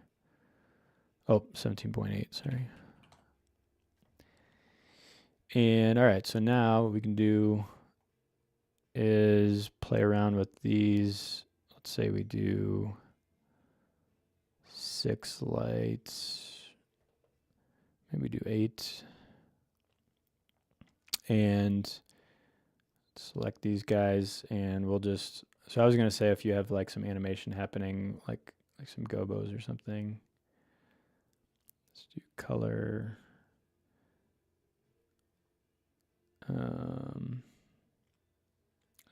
This blue.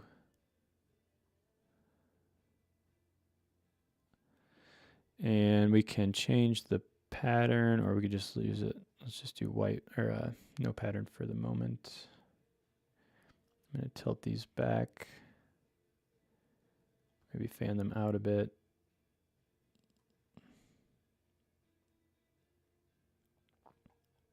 So maybe these would be hitting the audience mostly. You could also try hitting the scenery, but I think that's going to be just too much.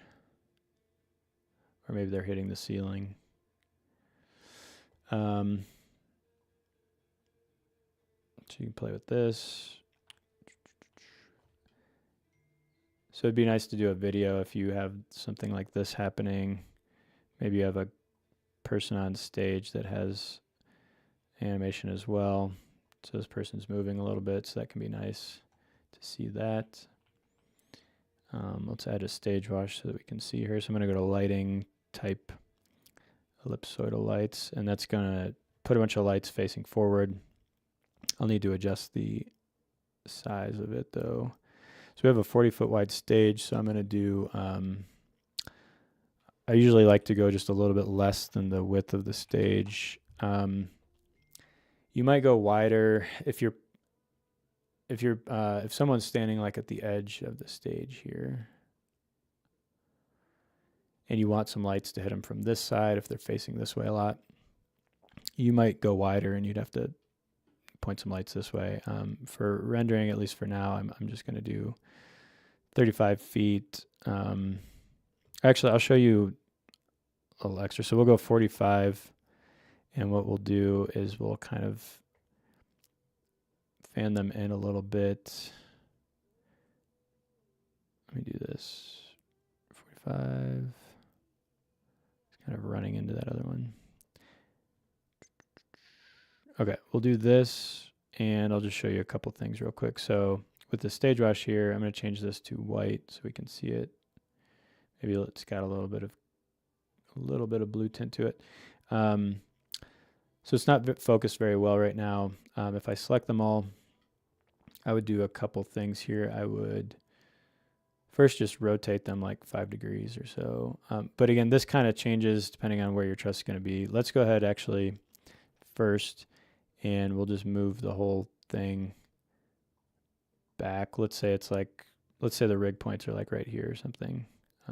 Again, I don't know if there's rigging points in this room or not, but all right, let's move this up so it's actually hanging. I'm gonna just rotate it like this. So from here you can do a number of things. You could fan the lights inward a little bit.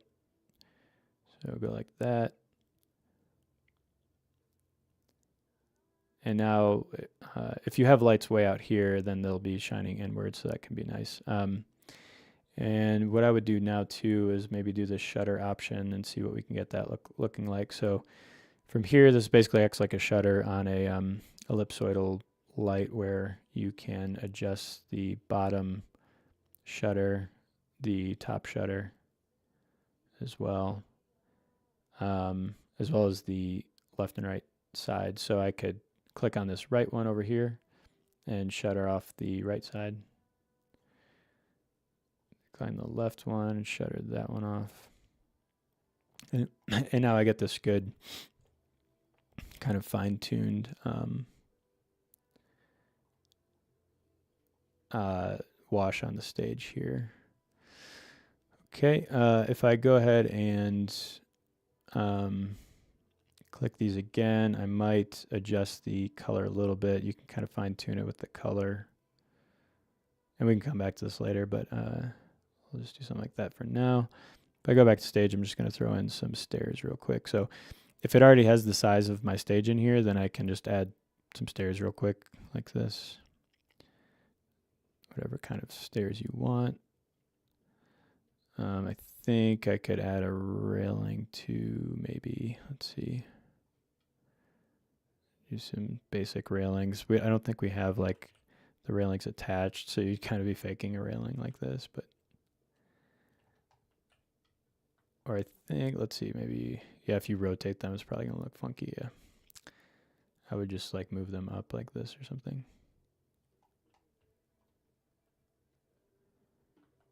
I think they're usually a bit bigger on stairs.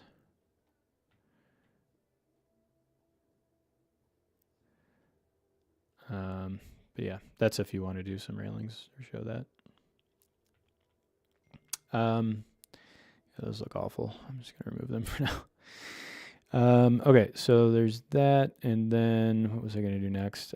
You could start playing around more, kind of fine-tuning stuff. I could change this top of the stage if I wanted to. I could go to material, maybe adjust this. So this is like a glossy black. This is more of a carpet. And you can actually change the color. You can fine tune the color as well if I wanted to make this like a little bit darker, a little bit lighter. Something like that. Looks kind of nice. Now I might adjust the color of the stage wash again. Actually, I think what's really coloring the stage right now is the backlights. So these are kind of hitting this way. Maybe you want the stage to look a little bit different or white. You just kind of adjust those colors. Okay, so I'll do that. And then from here, so I did shutter it off. If the person is back here, they're not going to get any of that stage wash. So that's all where, again, you're going to have to fine tune to know where, you're going to wash out the backdrop for sure if the stage is like back here and your people are all back there and that sort of thing. But you know, if you can avoid all that, then definitely try. What else could we do? So we've got that. So we've got a little bit of animation going there. You could add a little more even if you did this haze option. So now you can see some of the beams here. You can kind of fine tune the beams. If you put this all the way down and then maybe you move the intensity up on this, you're going to get like a subtler beam, but a bright light. So you can kind of play with those options there.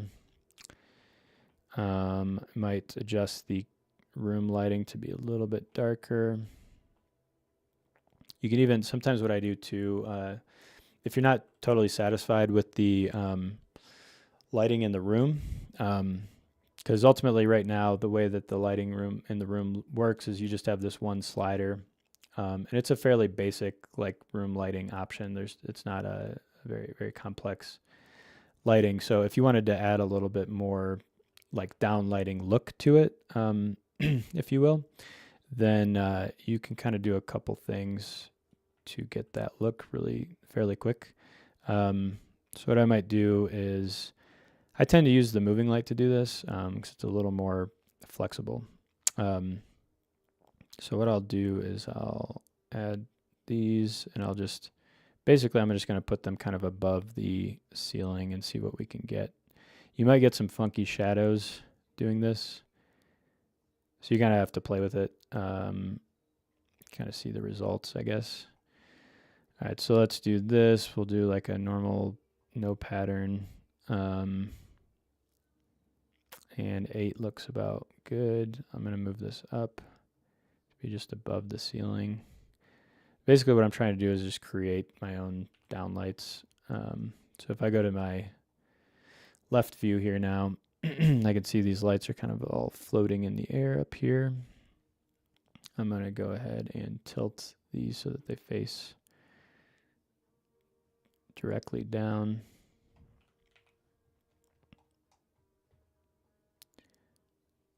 And I change the color to be more of a slight warmer color.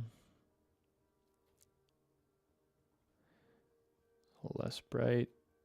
Adjust the cone a bit.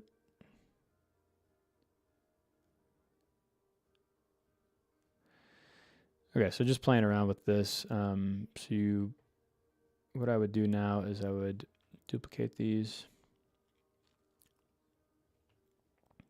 This is where you might get some weird shadows because essentially they are above the ceiling, shining down, probably hitting some of this stuff.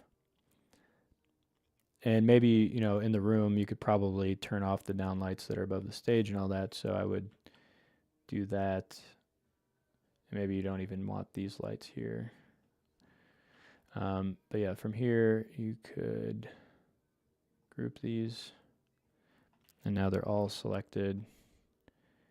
And now I just have a little bit more control now over the lights in the room. So you basically have your venue light, and then you have like these down lights to kind of give a little bit extra to it.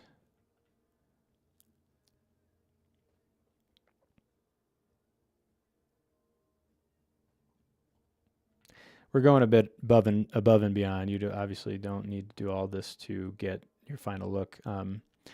This is probably for someone that has the time or wants to spend that extra time to like do this stuff. But it's all good to know in case you do have that extra time or think that, you know, some of this stuff will essentially give a bigger impact to your final look. So do that. Once you add tables too, you're going to get more lighting in the room anyways. So like, I would also like name these and hide these. So you could go to your object list. I would call these like house downlights or something. And then you could just hide them or bring them back or lock them probably. And you might want to move them up too so that they're kind of out of your view. So I might just move them up here so I don't see them as much. And then just the cone angle maybe a little bit. And that looks pretty cool. And then yeah, lock those guys, and then you don't really have to worry about them too much. They do, again, you're gonna get some weird shadows here, but hopefully, if you add like some tables and stuff,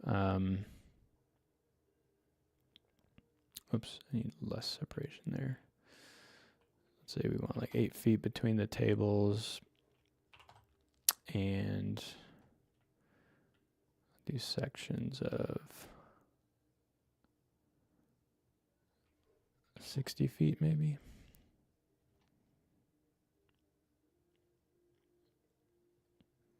But yeah, there's some extra lighting within the that are above the tables as well, so you're going to get some extra lighting that way too. And then for this, what you could do here, if you wanted your tables to like angle that way, like inward, what I would do is actually just create one section and angle that. So I would just delete these guys, select this corner basically, and then rotate it in, let's say, I don't know, that far. It might be too much, but let's go like that. And then from here, you could duplicate these back by a certain amount. So if we were doing 8 feet, so I'll just change that snapping setting to 8 feet. And then I'm just going to duplicate these guys. And now I have that angled look there. And yeah, we could do the same thing on the other side.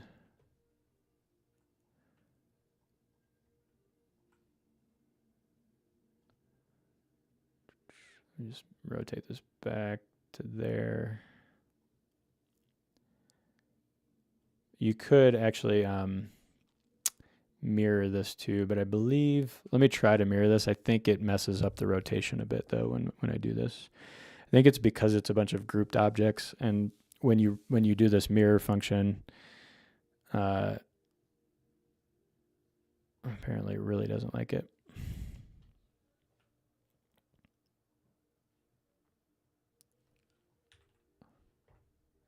Yeah.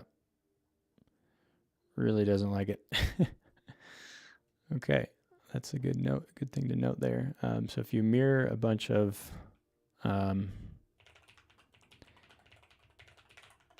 tables like that are grouped, I guess there's a bug. Didn't know that.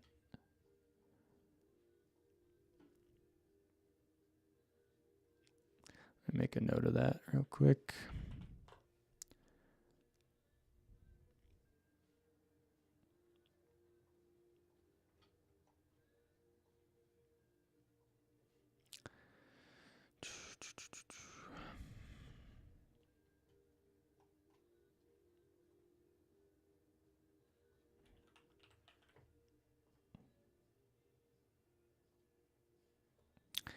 Okay.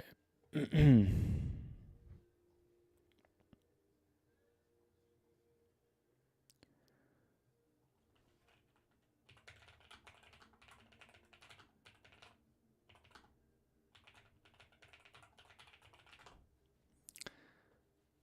almost want to try that again, but I don't. All right, so let's just do this. So what I would do is duplicate these guys, rotate them back,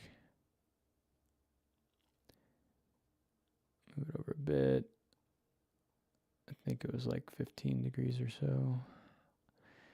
And then yeah, change this to 8 feet. Do a little duplication action. Something like that. Again, at the moment, the program works pretty well for, you can do a lot of stuff with seating.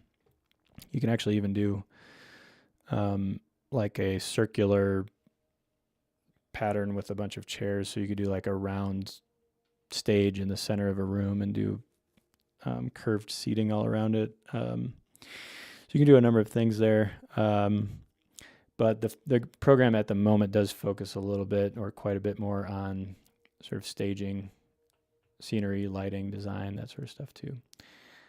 So just as a note, probably, I think I can, let me see here. Select all. There's stress scenery.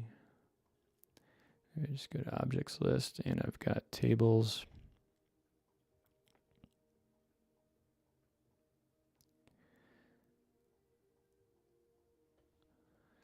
And if you want to add people in here, all you have to do is just go show people forward. And then you have people there. You can also add like, I think if you go to plates, it will put on like notepads and glasses and stuff on the tables, which you can see it if you're like in a good camera position, I guess. Take the linen off, or can you not take the linen off? I guess you can't take the linen off of these ones. All right, so we can do that. We can adjust the color of the tables as well. So I might do like a, I don't know, if you wanted to get real on brand, you would change the table color to the actual table of, or color of the company maybe. Let's just do it for the heck of it for now. All right. All right, so this is kind of our look. Again, so for now, what I might do, play again a little bit with the lighting in the room. And then I might set some different camera views of this. And I already have a couple set, but what I would do is go probably to the first person camera view here. The first person camera view allows you to, it's more like a sort of video game where you're looking around the room like this. And what's also nice is that if you use your scroll wheel and you zoom out, it will give you a much wider angle on your camera lens. So you could do that. I try to avoid doing super wide camera angle lenses because they tend to just distort everything and make everything look funky. But you know, to get a good view of like the whole room and what it's going to look like from a sort of wide angle, you might need to do something like this. Honestly, it can always be a little hard, especially in a, like the room is really wide. So to get a nice look, I mean, maybe you do something like this.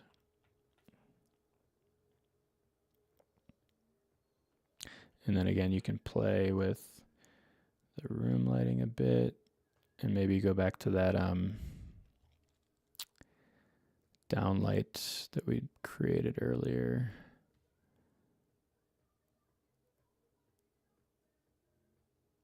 They honestly, they don't do too much to it. I might just do something like that. Nothing too crazy. Maybe you add the haze back in. And what else could we do? It looks like it's blinding these people, so we don't want to do that.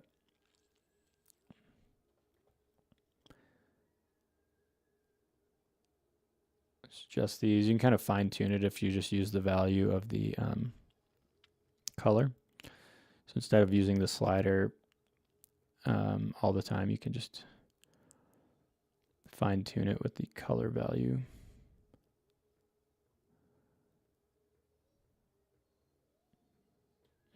Let's tilt them up.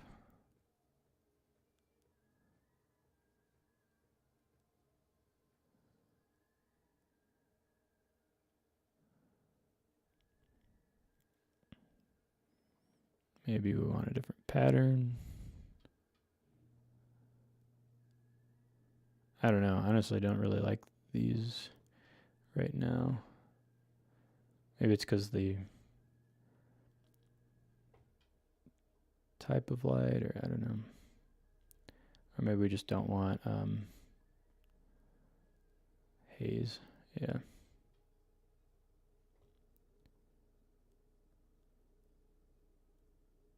Just do a subtle thing there. I don't think we need much more. And we'll just focus on the scenery, you know, so maybe do a lower camera angle from like here to kind of focus on that, see what it'll look like from the perspective of a person.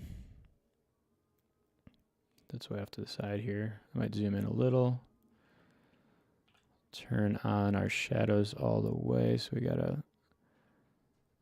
accurate shadows.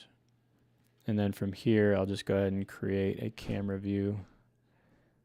This is camera 4, and I'll call this back left cam or something like that. I don't know. And then I could probably, I'll remove this one. This one is, we'll just call it front center. This one I'll call right close up, I guess. I don't know.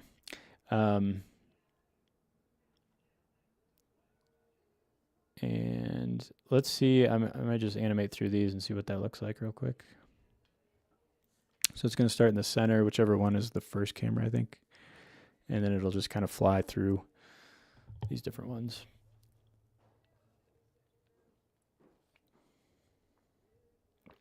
I think I need to move that scenery up a little bit. But yeah, so this could be your end result for something like this. All right. I think after this we are done. Oh, I just realized the truss is going through some of the chandeliers there. That's nice. Cool. So yeah, I think I'm going to be done after this. And we've gone through kind of most things, fine-tuned a good amount.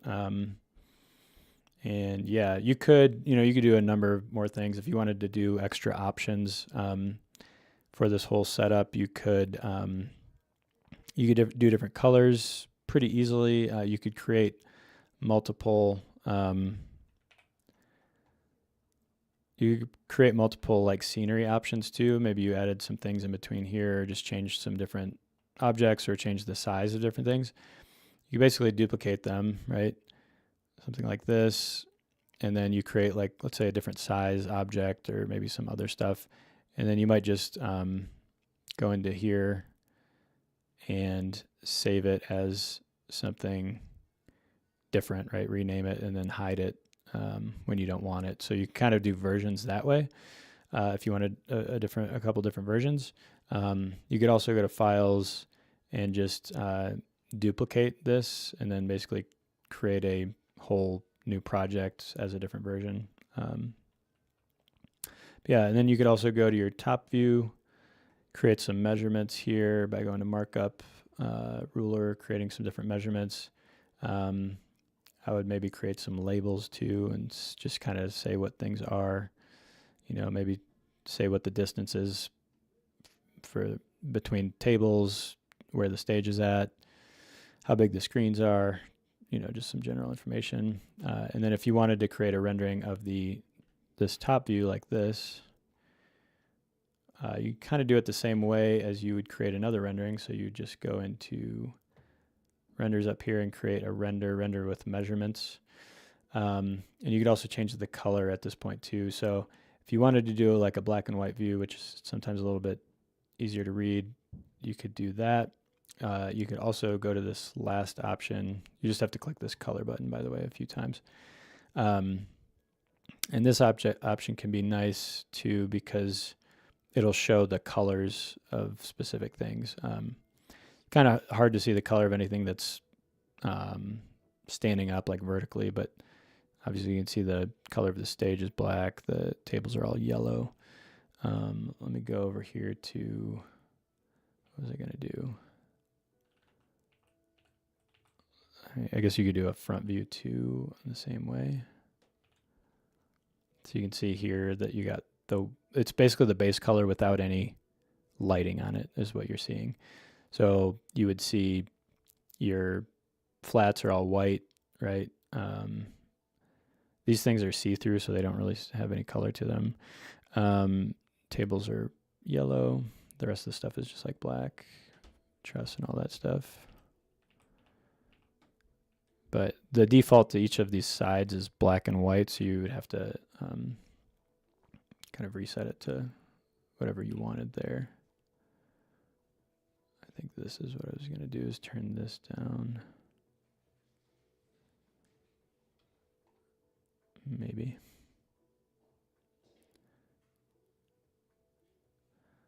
Maybe not. Okay. All right, we will go ahead and leave it at that.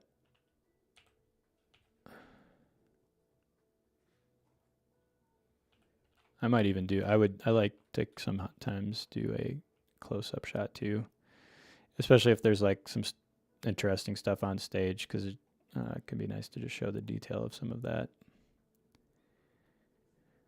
And yeah, that's pretty much it. Does anyone have any questions before I go?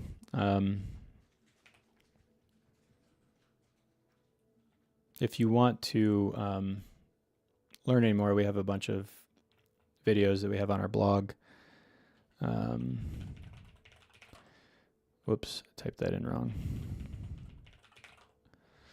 So you can go check out more videos. All of these streams are also like automatically recorded, so you can just go and watch them again too if you want to look at something. And other than that, if you're ever using our program, just go ahead and use that live chat button, but during work hours, and we'll answer that immediately.